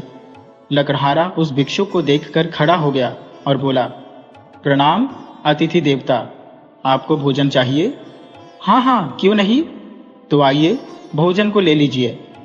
मैं भूखा भी रह गया तो क्या हुआ, अतिथि भूखा नहीं रहना चाहिए। अब यह भोजन आपका है। इतना कहकर उसने सारा भोजन भिक्षुक को दे दिया और खुद सिर्फ पानी पीकर रह गया। भिक्षुक भोजन करने लगा और फिर लकड़हारे ने सारा भोजन उसी भिक्षुक को दे दिया। धीरे धीरे भिक्षुक ने सारा भोजन खा लिया। यह देखकर राजा और खजांची के आश्चर्य की सीमा न रही। उन्हें तो अपनी आंखों पर विश्वास नहीं हो रहा था कि यह लकड़हारा कोई इंसान है या फिर कोई बहुत बड़ा संत त्यागी महापुरुष। वे उसके प्रति श्रद्धा से भर उठे। दोनों उसके सामने आ गए। तब राजा बोला, भाई, यह तो बड़ी हैरानी की बात है कि 3 साल की कड़ी मेहनत के बाद तुम्हें इस तरह का भोजन करने का मौका मिला, लेकिन तुमने वह भोजन इस तरह इस भिक्षुक को दे दिया। सच में तुम्हारी ईमानदारी और तुम्हारी उदारता को देखकर मेरे मन को बहुत खुशी हुई है और तुम्हारे जैसे हीरे को मैं अपने दरबार में रखना चाहूंगा। क्या तुम मेरे दरबार में शाही दरबारी होना मंजूर करोगे? मैं तुम्हें अपना विशेष सलाहकार बनाकर अपने दरबार में रखूंगा। बताओ, क्या तुम्हें यह नौकरी मंजूर है? यह सुनकर लकड़हारा बहुत खुश हुआ। खुशी के मारे उसका गला भर आया। वह बोला, अन्नदाता, मैं तो आपके पैरों की धूल हूं और फिर आपने मुझे इतना बड़ा पद दे दिया। इसके लिए मैं किस तरह से आपका आभार प्रकट करूं? राजा ने कहा, वह सब तो ठीक है, मुझे पूरा विश्वास है कि तुम पूरी ईमानदारी से इस पद पर काम करोगे। लकड़हारा बोला, मुझे आशीर्वाद दीजिए महाराज, मैं पूरी ईमानदारी और काबिलियत से आपकी सेवा कर सकूं। और अब वह लकड़हारा अपनी विचित्र इच्छा के कारण राजा के दरबार का एक शाही दरबारी बन चुका था। राजा ने उसे अपने विशेष सलाहकार के तौर पर अपने दरबार में रख लिया था। कुछ दिन यूं ही बीते। एक दिन राजा के मन में 3 सवाल उठे। उसने सोचा, क्यों न अपने इन 3 सवालों के जवाब अपने नए सलाहकार से पूछे जाए। राजा ने लकड़हारे को अपने पास बुलाया, जो कि अब राजा का दरबारी बन चुका था। राजा ने उससे कहा, मेरे मन में 3 सवाल उठ रहे हैं। मैं चाहता हूं कि तुम मेरे इन 3 सवालों का जवाब दो। लकड़हारा बोला, कहिए हुजूर, मैं पूरी कोशिश करूंगा कि आपके इन सवालों के जवाब दे सकूं। राजा ने पूछा, मेरा पहला सवाल है कि ईश्वर कहां पर रहता है। मेरा दूसरा सवाल है कि ईश्वर का मुख किस दिशा में है। और मेरा तीसरा सवाल है कि ईश्वर आखिर करता क्या है। राजा ने कहा, अगर तुमने मेरे इन सवालों के जवाब सही सही दे दिए तो मैं तुम्हारा पद और भी ऊंचा कर दूंगा। लकड़हारा बोला, महाराज, आपके इन सवालों के जवाब खोजने के लिए मुझे 1 दिन का समय चाहिए। मैं कल सुबह आपके दरबार में हाजिर होकर आपके सभी सवालों का बिल्कुल संतुष्टिपूर्ण उत्तर दे दूंगा। राजा ने कहा, ठीक है, तो आपके पास कल सुबह तक का वक्त है। आप सुबह आकर मुझे मेरे सवालों के जवाब दे दें। लकड़हारा वापस अपने घर में आ गया और उस रात वह सारी रात जागकर राजा के सवालों पर विचार करता रहा। अगले दिन सुबह वह जल्दी उठकर तैयार हुआ और फिर सीधा राजा के दरबार में पहुंच गया। राजा ने कहा, आइए दरबारी साहब, मुझे पूरी उम्मीद है कि आप मेरे तीनों सवालों के जवाब लाए होंगे। दरबारी बोला, जी हुजूर, मैं आपको आपके सवालों के जवाब सही सही दे दूंगा। और फिर वह मन ही मन सोचने लगा कि अगर मैंने राजा के सवालों के जवाब सीधे सीधे दे दिए तो शायद राजा मेरे जवाबों से संतुष्ट नहीं होगा।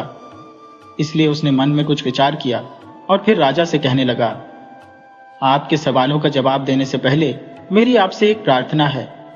आप तो जानते ही हैं कि सवाल पूछने वाला एक शिष्य होता है और उन सवालों के जवाब देने वाला गुरु होता है। ऐसे में मैं आपका गुरु हुआ और आपको गुरु और शिष्य की परंपरा को आगे रखते हुए मुझे किसी ऊंची जगह पर बिठाना होगा और आपको नीचे बैठना होगा। राजा अपने सलाहकार की ऐसी बात सुनकर कुछ हैरान हुआ लेकिन फिर भी उसने उसकी बात मान ली। राजा ने लकड़हारे को अपने सिंहासन पर बिठा दिया और खुद नीचे बैठ गया। इसके बाद राजा ने लकड़हारे से कहा, देखो दरबारी, मेरी एक बात ध्यान से सुन लो।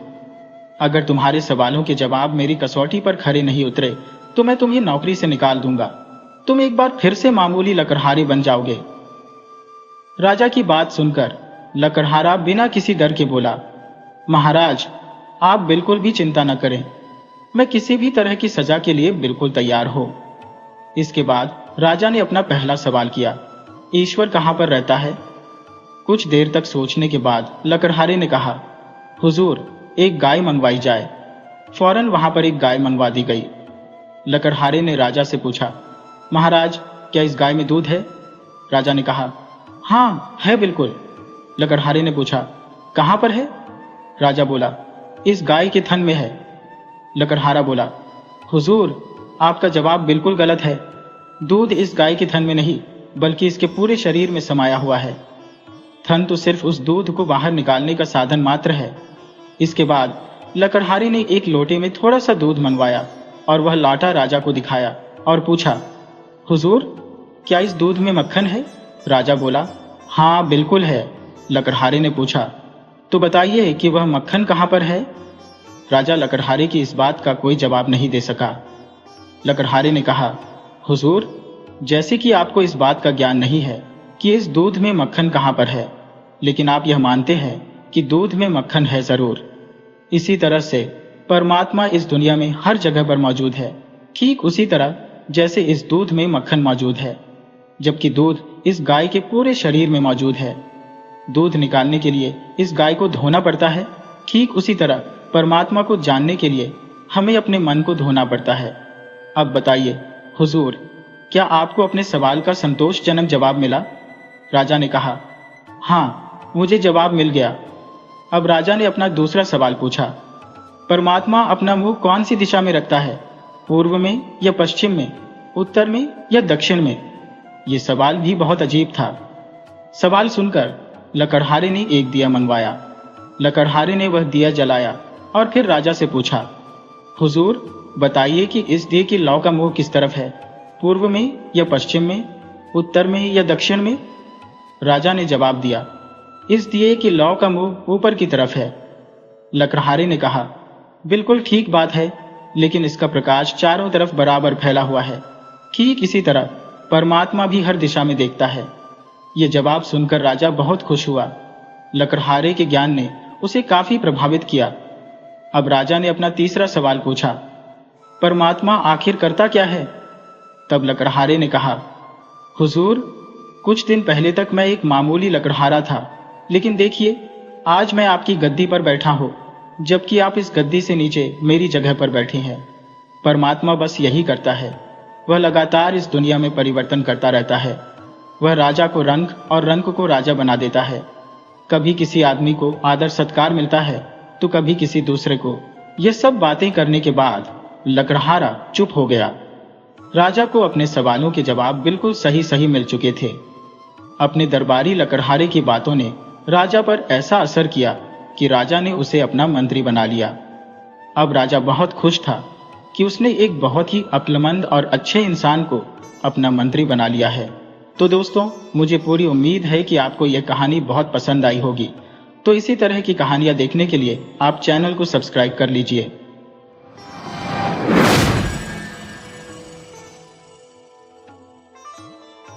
दो बहनें थी। बड़ी का कस्बे में एक सौदागर से विवाह हुआ था। छोटी देहात में किसान के घर ब्याह थी। बड़ी का अपनी छोटी बहन के यहाँ आना हुआ। निबटकार दोनों जनी बैठी तो बातों का सूत चल पड़ा। बड़ी अपने शहर के जीवन की तारीफ करने लगी।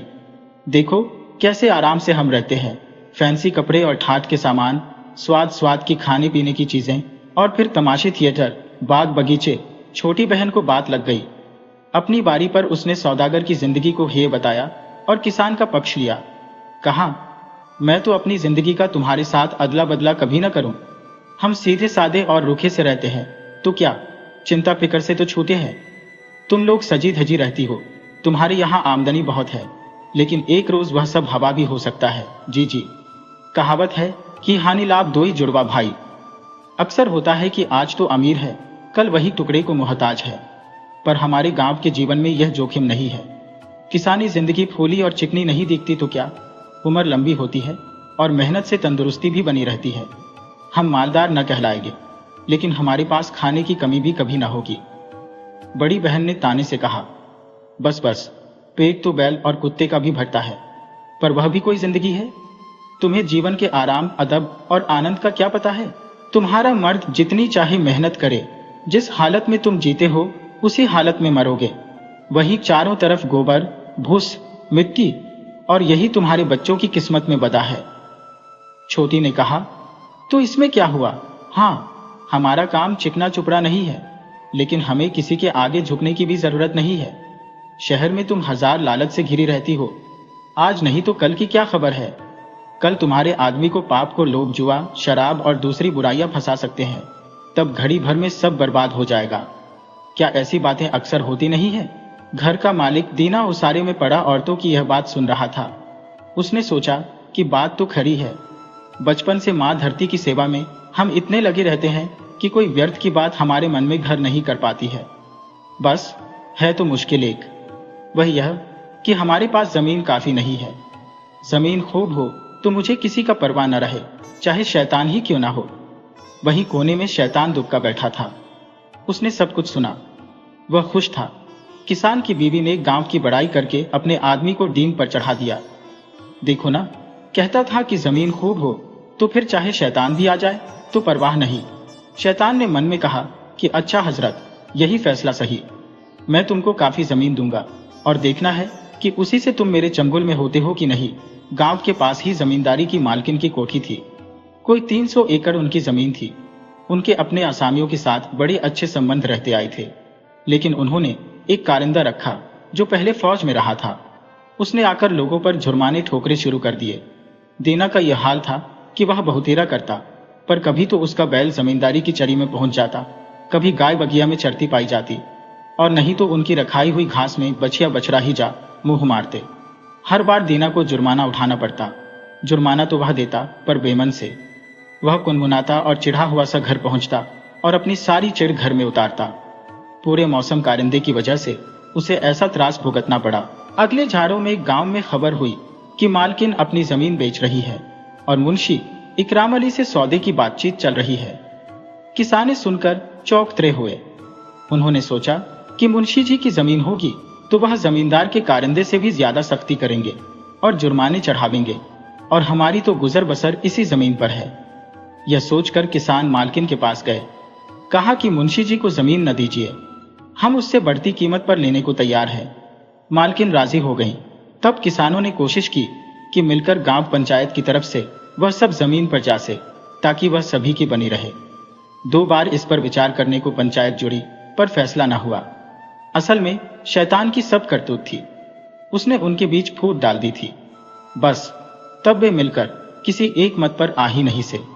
तय हुआ कि अलग अलग करके ही वह जमीन ले ली जाए, हर कोई अपने बित्ते के हिसाब से ले। मालकिन पहले की तरह इस बात पर भी राजी हो गई। इतने में दीना को मालूम हुआ कि एक पड़ोसी इकट्ठी 50 एकड़ जमीन ले रहा है और जमींदारिन राजी हो गई है कि आधा रुपया अभी नकद ले लें, बाकी साल भर बाद चुकता हो जाएगा। दीना ने अपनी स्त्री से कहा कि और जने जमीन खरीद रहे हैं, हमें भी 20 या इतने एकड़ जमीन ले लेनी चाहिए।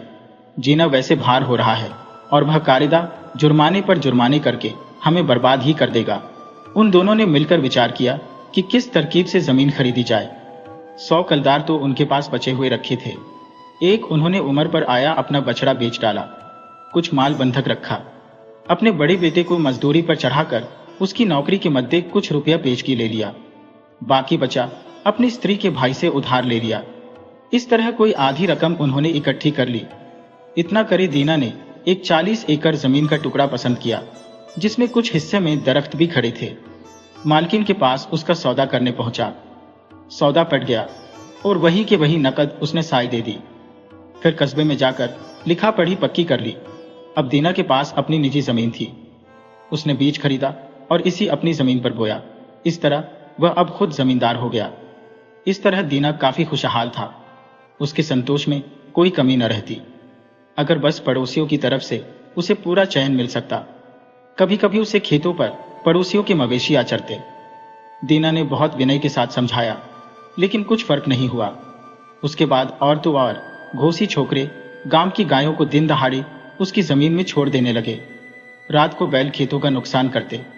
दीना ने उनको बार बार निकलवाया और बार बार उसने उनके मालिकों को माफ किया। एक अरसे तक वह धीरज रखे रहा और किसी के खिलाफ कार्रवाई नहीं की। लेकिन कब तक, आखिर उसका धीरज टूट गया और उसने अदालत में दरख्वास्त दी। मन में जानता तो था कि मुसीबत की वजह असली यह है कि और लोगों के पास जमीन की कमी है। जानबूझकर दीना की सताने की मंशा किसी की नहीं है। लेकिन उसने सोचा कि इस तरह मैं नरमी दिखाता जाऊंगा तो वे लोग शह पाते जाएंगे और मेरे पास जितना है सब बर्बाद कर देंगे। नहीं, उनको एक सबक सिखाना चाहिए। सो उसने ठान ली। एक सबक दिया, दूसरा। नतीजा यह कि 2-3 किसानों पर अदालत से जुर्माना हो गया। इस पर तो पास पड़ोस के लोग दीना से कीना रखने लगे। अब कभी कभी जानबूझकर भी तंग करने के लिए अपने मवेशी उसके खेतों में छोड़ देते। एक आदमी गया और उसे जरूरत अगर घर में ईंधन की थी तो उसने रात में जाकर 7 पूरे शीशम के दरख्त काट गिराए। दीना ने सवेरे घूमते हुए देखा कि पेड़ कटे हुए पड़े हैं। वे धरती से सटे हैं और उनकी जगह खड़े ठूंठ मानो दीना को चिढ़ा रहे हैं। देखकर उसको तैश आ गया। उसने सोचा कि अगर दुष्ट ने एक यहाँ का तो दूसरा दूर का पेड़ काटा होता तो भी गनीमत थी। लेकिन कमबख्त ने आसपास के सब पेड़ काटकर बगिया को वीरान करे दिया। पता लगे तो खबर लिए बिना न छोड़ो। उसने जानने के लिए सिर खुजलाया कि यह करतूत किसकी हो सकती है। आखिर तय किया कि हो न हो यह धुन्नो होगा और कोई ऐसा नहीं कर सकता। यह सोच धुन्नो की तरफ गया कि शायद कुछ सबूत मिल जाए, लेकिन वहां कुछ चोरी का सबूत मिला नहीं और आपस में कहासुनी और तेजा तेजी के सिवा कुछ नतीजा न निकला। तो भी उसे मने में पक्का विश्वास हो गया कि धुन्नो ने यह किया है और जाकर रपट लिखा दी। धुन्नो की पेशी हुई, मामला चला। एक अदालत से दूसरी अदालत हुई। आखिर में धुन्नो बरी हो गया क्योंकि कोई सबूत और गवाह ही नहीं थे। दीना इस बात पर और भी झल्ला उठा और अपना गुस्सा मजिस्ट्रेट पर उतारने लगा। इस तरह दीना का अपने पड़ोसियों और अफसरों से मनमुटाव होने लगा। यहाँ तक कि उसे घर में भी आग लगाने की बातें सुनी जाने लगी। हालांकि दीना के पास अब जमीन ज्यादा थी और जमींदारों में उसी गिनती थी, पर गांव में और पेचों में पहला सा उसका मान न रह गया था। इसी बीच अफवाह उड़ी कि कुछ लोग गांव छोड़कर कहीं जो रहे हैं। दीना ने सोचा कि मुझे तो अपनी जमीन छोड़ने की जरूरत है ही नहीं, लेकिन और कुछ लोग अगर गांव छोड़ेंगे तो चलो गांव में भीड़ ही कम होगी। मैं उनकी जमीन खुद ले लूंगा, तब ज्यादा ठीक रहेगा। अब तो जमीन की कुछ तंगी मालूम होती है। एक दिन दीना घर के उसारे में बैठा हुआ था कि एक परदेसी सा किसान उधर से गुजरता हुआ उसके घर उतरा। वह वहां रात भर ठहरा और खाना भी वहीं खाया। दीना ने उससे बातचीत की कि भाई कहां से आ रहे हो। उसने कहा, दरिया सतलज के पास से आ रहा हूं, वहां बहुत काम है। फिर एक में से दूसरी बात निकली और आदमी ने बताया कि उस तरफ नई बस्ती बस रही है। उसे अपने गांव के कई और लोग वहां पहुंचे हैं। वे सोसाइटी में शामिल हो गए हैं और हरेक को 20 एकड़ जमीन मुफ्त मिली है। जमीन ऐसी उम्दा है कि उस पर गेहूं की पहली फसल जो हुई तो आदमी से ऊंची उसी बालें गई और इतनी घनी कि दरांत के एक काट में एक पोला बन जाए। एक आदमी के पास खाने को दाने न थे, खाली हाथ वहां पहुंचा। अब उसके पास 2 गाय, 6 बैल और भरा खलिहान अलग। दीना के मन में भी अभिलाषा पैदा हुई। उसने सोचा कि मैं यहां तंग संकरी सी जगह में पड़ा क्या कर रहा हूं, जबकि दूसरी जगह मौका खुला पड़ा है। यहाँ की जमीन घर बार बेच बाच कर नकदी बना वहीं क्यों न पहुंचूं और नए सिरे से शुरू करके देखूं। यहाँ लोगों की गिचपिट हुई जाती है, उससे दिक्कत होती है और तरक्की रुकती है, लेकिन पहले खुद जाकर मालूम कर आना चाहिए कि क्या बात है। सो बरसात के बाद तैयारी करे वह चल दिया। पहले रेल में गया, फिर सैकड़ों मील बैलगाड़ी पर और पैदल सफर करता हुआ सतलज के पार वाली जगह पर पहुंचा। वहां देखा कि जो उस आदमी ने कहा था सब सच है। सबके पास खूब जमीन है। हर एक को सरकार की तरफ से 20-20 एकड़ जमीन मिली हुई है, या जो चाहे खरीद सकता है। और खूबी यह कि कौड़ियों के मोल जितनी चाहे जमीन और भी ले सकता है। सब जरूरी बातें मालूम करे दीना जारों से पहले पहल घर लौट आया। आकर देश छोड़ने की बात सोचने लगा। नफे के साथ उसने सब जमीन बेच डाली। घर, मकान, मवेशी, डंगर सबकी नकदी बना ली और पंचायत से इस्तीफा दे दिया और सारे कुनबे को साथ ले सतलज पार के लिए रवाना हो गया। दीना परिवार के साथ उस जगह पहुंच गया। जाते ही एक बड़े गांव की पंचायत में शामिल होने की अर्जी दी। पंचों की उसने खूब खातिर की और दावतें दी। जमीन का पट्टा उसे सहज मिल गया। मिली जुली जमीन में से उसे और उसके बाल बच्चों के इस्तेमाल के लिए 5 हिस्से यानी 100 एकड़ जमीन उसको दे दी गई। वह सब इकट्ठी नहीं थी, कई जगह टुकड़े थे। अलावा इसके पंचायती चरागाह भी उसके लिए खुला कर दिया गया।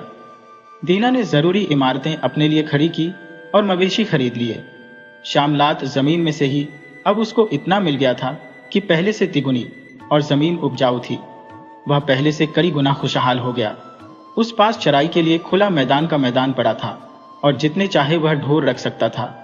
पहले तो वहां जमने और मकान वकान बनवाने का उसे रस रहा। वह अपने से खुश था और उसे गर्व मालूम होता था। पर जब वह इस खुशहाली का आदी हो गया तो उसे लगने लगा कि यहाँ भी जमीन काफी नहीं है, और होती तो अच्छा था। पहले साल उसने गेहूं बुवाया और जमीन ने अच्छी फसल दी।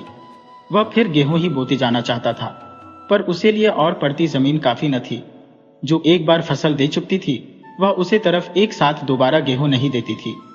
1 या 2 साल उससे गेहूं ले सकते थे, फिर जरूरी होता था कि धरती को आराम दिया जाए। बहुत लोग ऐसी जमीन चाहने वाले थे, लेकिन सबके लिए आती कहां से। इससे बदाबदी और खींचातानी होती थी। जो संपन्न थे वे गेहूं उगाने के लिए जमीन चाहते थे। जो गरीब थे वे अपनी जमीन से जैसे तैसे पैसा वसूल करना चाहते थे ताकि टैक्स वगैरह अदा कर सकें। दीना और गेहूं बोना चाहता था, इसलिए 1 साल के लिए किराए पर उसने और जमीन ले ली। खूब गेहूं बोया और फसल भी खूब हुई, लेकिन जमीन गांव से दूर पड़ती थी और गल्ला मीलों दूर से गाड़ी में भर भर कर लाना होता था। कुछ दिनों बाद दीना ने देखा कि कुछ बड़े बड़े लोग अलग फार्म डालकर रहते हैं और वह खूब पैसा कमा रहे हैं। उसने सोचा कि अगर मैं इकट्ठी कायमी जमीन ले लूं और वहीं घर बसाकर रहूं तो बात ही दूसरी हो जाए। इस तरह इकट्ठी और कायमी जमीन खरीदने का सवाल बार बार उसके मन में उठने लगा। 3 साल इस तरह निकल गए। दीना जमीन किराए पर लेता और गेहूं बोता। मौसम ठीक गए, काश्त अच्छी हुई और उस पास माल जमा होने लगा। वह इसी तरह संतोष से बढ़ता जा सकता था, लेकिन हर साल और लोगों से जमीन किराए पर लेने और उसके लिए कोशिश और सिरदर्दी करने के काम से वह थक गया था। जहां जमीन अच्छी होती वहीं लेने वाले दौड़ पड़ते। इससे बहुत चौकस चौकतरा और होशियार न रहा जाता तो जमीन मिलना असंभव था। यह एक परेशानी की बात थी। इस पर तीसरे साल ऐसा हुआ कि दीना ने एक महाजन के साझे में कुछ काश्तकारों से एक जमीन किराए में ली। जमीन घोड़कर तैयार हो चुकी थी कि कुछ आपस में तनातनी हो गई और किसान लोग झगड़ा लेकर अदालत पहुंचे। अदालतें से फिर मामला बिगड़ गया और की कराई मेहनत बेकार गई। दीना ने सोचा कि अगर कहीं जमीन मेरी कायमी मिल्कियत की होती तो मैं आजाद होता और क्यों यह बछड़ा बनता और बखेर बढ़ता। उस दिन से वह जमीन के लिए निगाह रखने लगा। आखिर एक किसान मिला जिसने 1000 जमीन खरीदी थी, लेकिन पीछे उसकी हालत संभल न सकी। अब मुसीबत में पड़कर वह उसे सस्ती देने को तैयार था। दीना ने बात उससे चलाई और सौदा करना शुरू किया। आदमी मुसीबत में था, इससे दीना भावदर में कमी करने लगा। आखिर कीमत 1000 रुपये तय पाई। कुछ नगद दे दिया जाए, बाकी फिर। सौदा पक्का हो गया था कि एक सौदागर अपने घोड़े के दाने पानी के लिए उसे घर के आगे ठहरा। उससे दीना की बातचीत जो हुई तो सौदागर ने कहा कि मैं नर्मदा नदी के उस पार से चला आ रहा हूं। वहां 1500 एकड़ उम्दा जमीन कुल 500 रुपए में मैंने खरीदी थी। सुनकर दीना ने उससे और सवाल पूछे। सौदागर ने कहा, बात यह है कि अफसर चौधरी से मेल मुलाकात करने का हुनर चाहिए। 100 से ज्यादा रुपए तो मैंने रेशमी कपड़े और गलीचे देने में खर्च किए होंगे। फिर शराब, फल मेवों की डालियां, चाय सेट वगैरह के उपहार अलग। नतीजा यह कि फी एकड़ मुझे जमीन आनों के भाव पड़ गई। कहकर सौदागर ने अपने दस्तावेज सब दीना के सामने कर दिए। फिर कहा, जमीन ऐन नदी के किनारे है और सारे का सारा कित्ता इकट्ठा है। उपजाऊ इतना कि क्या पूछो। दीना ने इस पर उत्सुकता पूर्वक सौदागर से सवाल पर सवाल किए।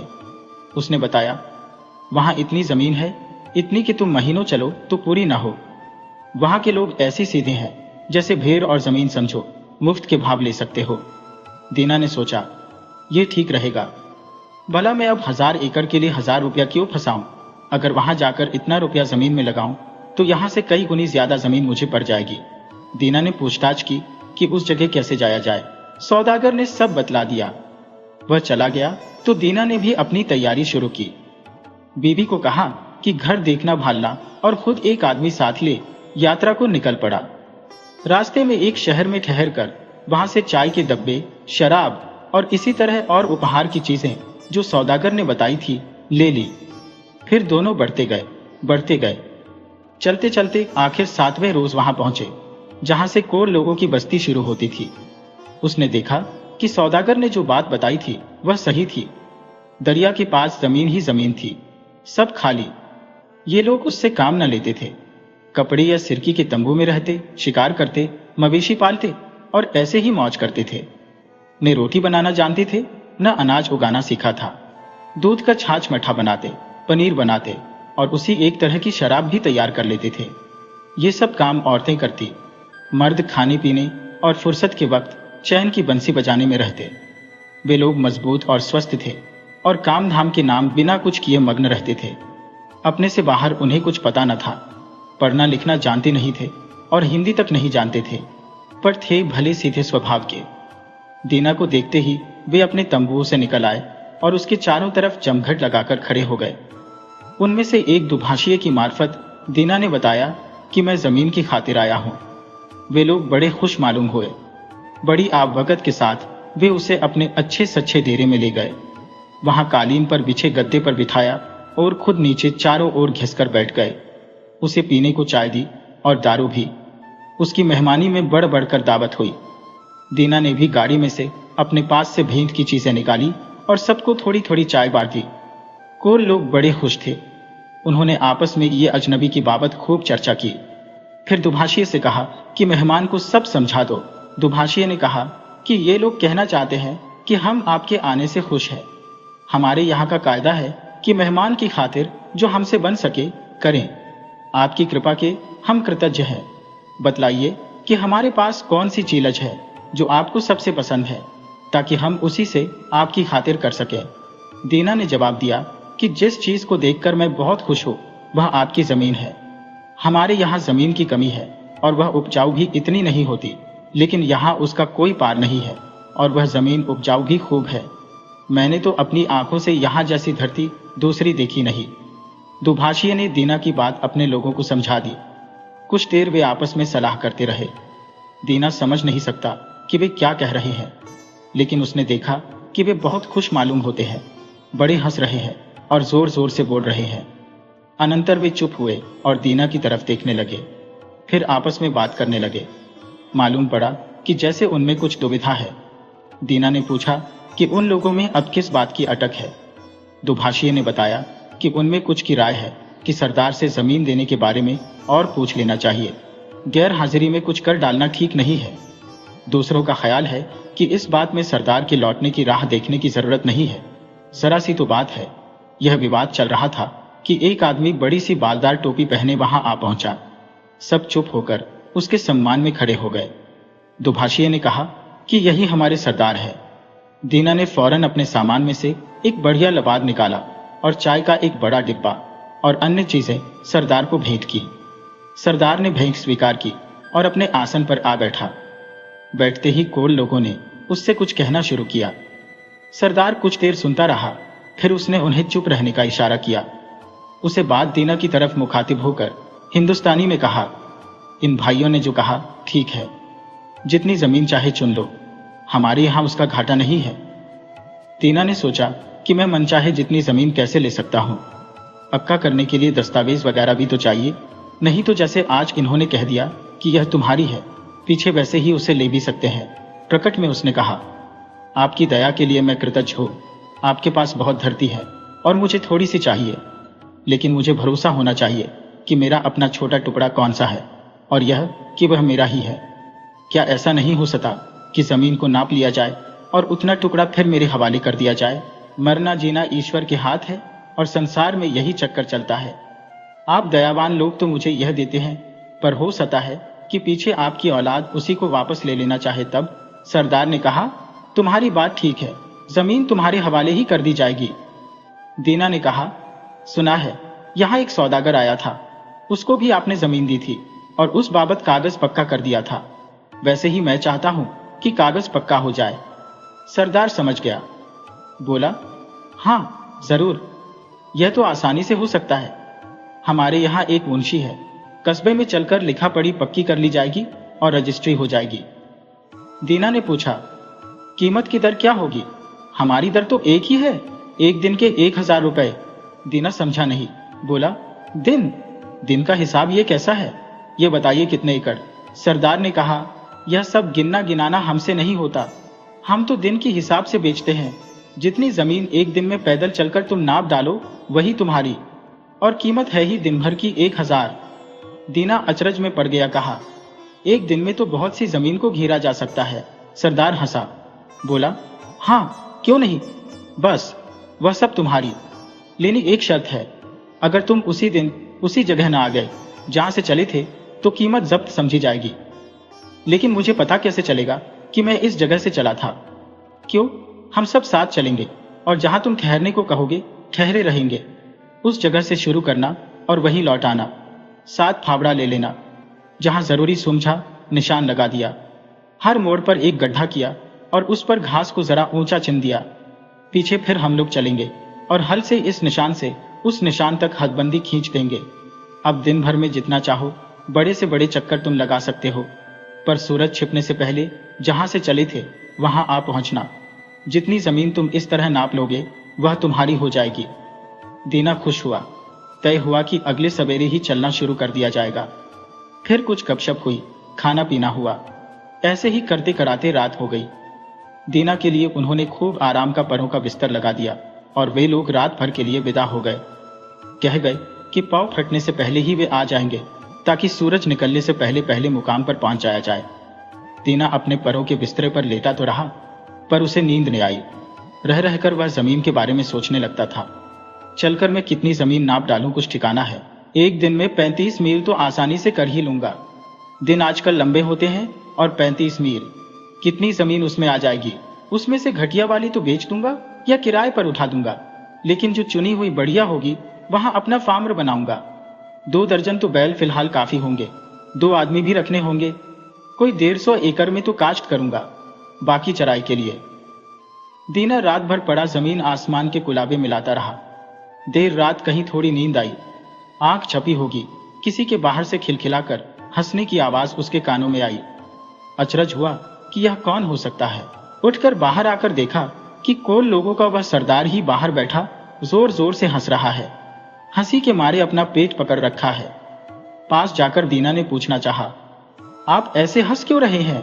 लेकिन अभी पूछ पाया नहीं था कि देखता क्या है कि वहां सरदार तो है नहीं, बल्कि वह सौदागर बैठा है जो अभी कुछ दिन पहले उसे अपने देश में मिला था और जिसने इस जमीन की बात बताई थी। तब दीना उससे पूछने को हुआ कि यहाँ तुम कैसे हो और कब आए, लेकिन देखा तो वह सौदागर भी नहीं, बल्कि वही पुराना किसान है जिसने मुद्दत हुई तब सतलज पार की जमीन का पता दिया था। लेकिन फिर जो देखता है तो वह किसान भी नहीं है, बल्कि खुद शैतान है जिसके खुर है और सींग है। वही वहां बैठा ठट्टा मारकर हंस रहा है। सामने उसके एक आदमी पड़ा हुआ है, नंगे पैर, बदन पर बस एक कुर्ता धोती। जमीन पर वह आदमी औंधे मुंह बेहाल पड़ा है। दीना ने सपने में ही ध्यान से देखा कि ऐसा पड़ा हुआ आदमी कौन है और कैसा। देखता क्या है कि वह आदमी दूसरा कोई नहीं, खुद दीना ही है और उसकी जान निकल चुकी है। यह देखकर मारे डर के वह घबरा गया।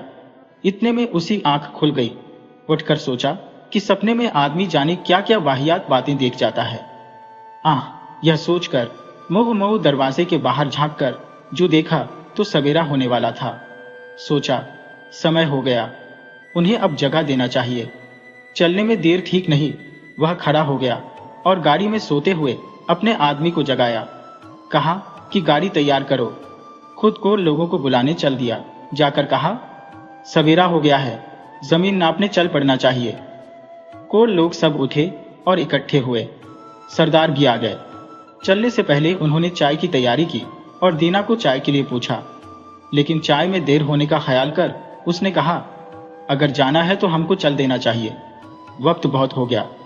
कोल तैयार हुए और सब चल पड़े, कुछ घोड़े पर, कुछ गाड़ी में। दीना नौकर के साथ अपनी छोटी बहेली में सवार था। फावड़ा उसने साथ रख लिया था। खुले मैदान में जब पहुंचे, तड़का फूट ही रहा था। पास एक ऊंची टेकरी थी, पार खुला बिछा मैदान। टेकरी पर पहुंचकर गाड़ी घोड़ों से सब उतर आए और एक जगह जमा हुए। सरदार ने फिर आगे जाने कितनी दूर तक फैले मैदान की तरफ हाथ उठाकर दीना से कहा कि देखते हो, जहां तक ये सब आंख जाती है वहां तक हम लोगों की जमीन है, उसमें जितनी तुम चाहो ले लो। दीना की आंखें चमक उठी। धरती एकदम अछूती पड़ी थी, हथेली की तरह हमवार और मुलायम, काली ऐसी कि बिनौला। और जहां कहीं जरा निचान था, वहां छाती छाती जितनी तरह तरह की हरियाली छाई थी। सरदार ने अपने सिर की रोईंदार टोपी उतारी और धरती पर रख दी। कहा, यह निशान रहा, यहां से चलो और यहां आ जाओ। जितनी जमीन चल लोगे वही तुम्हारी। दीना ने भी रुपए निकाले और टोपी पर निगत कर रख दिए। फिर उसने पहना हुआ अपना कोट उतार डाला और धोती को कस लिया। अंगूछे में रोटी रखी, आस्तीनों चढ़ाई, पानी का बंदोबस्त किया, आदमी से फावड़ा लिया और चलने को तैयार खड़ा हो गया। कुछ क्षण सोचता रह गया कि किस तरफ को चलना बेहतर होगा। सभी तरफ का लालच था। उसने तय किया कि आगे देखा जाएगा, पहले तो सामने सूरज की तरफ ही चला चलूं। एक बार पूरब की ओर मुंह करके खड़ा हो गया, अंगड़ाई लेकर बदन की सुस्ती हटाई और धरती के किनारे सूरज के मुंह चमकाने का इंतजार करने लगा। सोचने लगा कि मुझे वक्त नहीं खोना चाहिए और ठंड ठंड में रास्ता अच्छा पार हो सकता है। सूरज की पहली किरण का उनकी ओर आना था कि दीना कंधे पर फावड़ा संभाल खुले मैदान में कदम बढ़ाकर चल दिया। शुरू में वह न धीमे चला न तेज। 1001 गज चलने पर वह ठहरा। वहां एक गड्ढा किया और घास ऊंची चंदी कि आसानी से दिख सके। फिर आगे बढ़ा। उसे बदने में फुर्ती आ गई। उसने चाल तेज कर दी। कुछ देर बाद दूसरा गड्ढा खोदा। अब पीछे मुड़कर देखा। सूरज की धूप में टेकड़ी साफ दिखती थी। उस पर आदमी खड़े थे और गाड़ी के पहियों के आरे तक चमकते दिखते थे। अंदाजन 3 मील तो वह आ गया होगा। धूप में ताप आता जाता था। कुर्ते पर से बास्कट उतारकर उसने कंधे पर डाल ली और फिर चल पड़ा। अब खासी गर्मी होने लगी। उसने सूरज की तरफ देखा। वक्त हो गया था कि कुछ खाने पीने की भी सोची जाती। एक पहर तो बीत गया, लेकिन दिन में 4 पहर होते हैं। हाँ, अभी जल्दी है, लेकिन जूते उतार डालूं। यह सोच उसने जूते उतारकर अपनी धोती में खोस लिए और बढ़ चला। अब चलना आसान था। सोचा, अभी 3 मील तो और भी चला चलूं, तब दूसरी दिशा लूंगा। कैसी उम्दा जगह है, इसे हाथ से जाने देना हिमाकत है। लेकिन क्या अजब बात है कि जितना आगे बढ़ो उतनी जमीन एक से एक बढ़कर मिलती है। कुछ देर वह सीधा बढ़ा चला, फिर पीछे मुड़कर देखा तो टेकड़ी मुश्किल से दिख पड़ती थी और उस पर के आदमी रेंगती छींती से मालूम होते थे और वहां धूप में जाने क्या कुछ चलता हुआ सा दिख पड़ता था। दीना ने सोचा, ओह, मैं इधर काफी बढ़ आया हूं, अब लौटना चाहिए। पसीना बेहद आ रहा था और प्यास भी लगाई थी। यहां ठहरकर उसने गड्ढा किया, ऊपर घास को ढेर चन दिया। उसके बाद पानी पीकर सीधा बाईं तरफ मुड़ गया। चलता चला गया, चलता चला गया। घास ऊंची थी और गर्मी बढ़ रही थी। वह थकने लगा। उसने सूरज की तरफ देखा। सिर पर दोपहर हो आई थी। सोचा, अब जरा आराम कर लेना चाहिए। वह बैठ गया, रोटी निकालकर खाई और कुछ पानी पिया। लेटा नहीं कि कहीं नींद ना आ जाए। इस तरह कुछ देर बैठ फिर आगे बढ़ चला। पहले तो चलना आसान हुआ। खाने से उसमें दम आ गया था, लेकिन गर्मी तीखी हो चली और आंखों में उसके ऊँघ सी आने लगी। तो भी वह चलता ही चला गया। सोचा कि तकलीफ घड़ी दो घड़ी की है, आराम जिंदगी भर का हो जाएगा। इस तरह भी उसने काफी लंबी राह नापी। वह बाईं तरफ मुड़ने वाला ही था कि आगे जमीन उपजाऊ दिखाई दी। उसने सोचा कि इस टुकड़ी को छोड़ना तो मूर्खता होगी। यहाँ सनी की बाड़ी ऐसी उगेगी कि क्या कहना।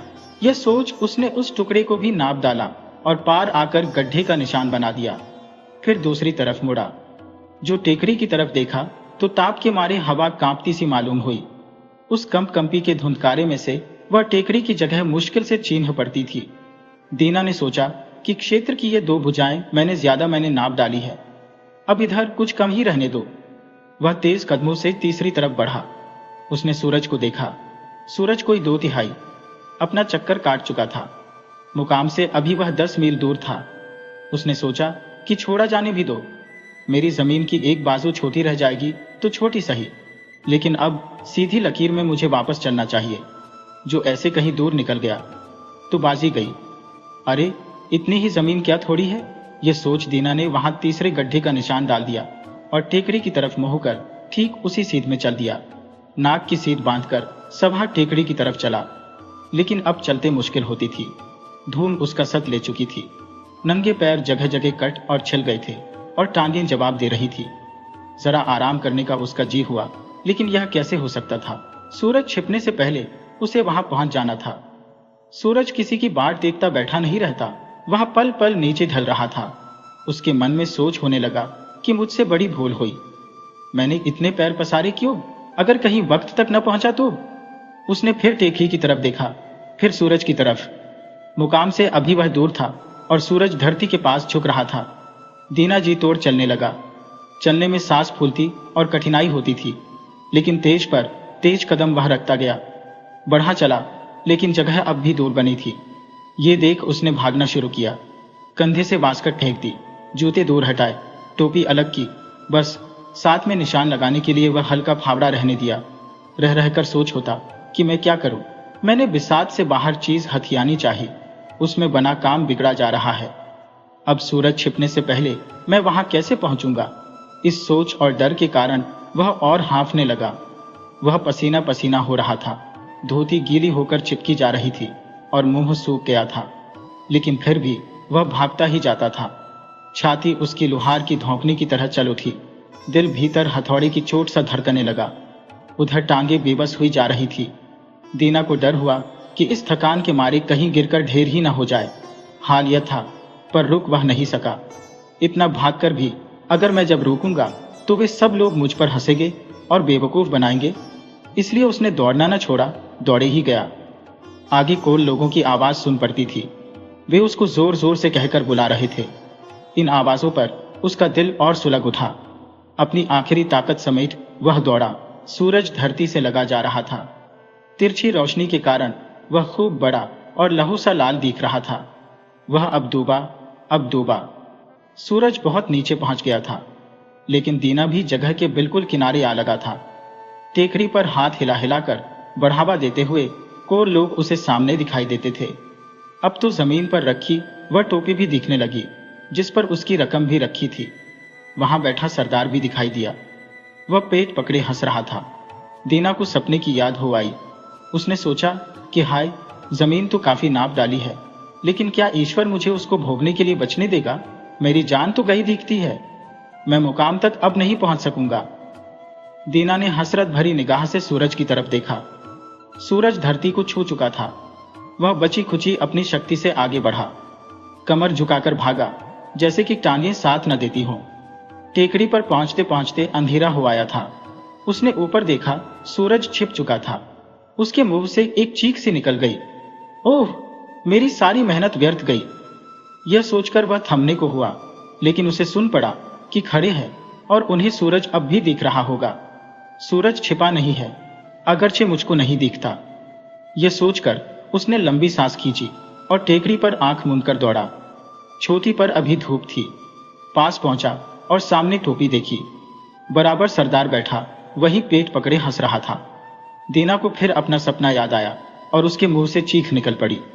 टांगों ने जवाब दे दिया। वह मुंह के बल आगे को गिरा और उसके हाथ टोपी तक जा पहुंचे।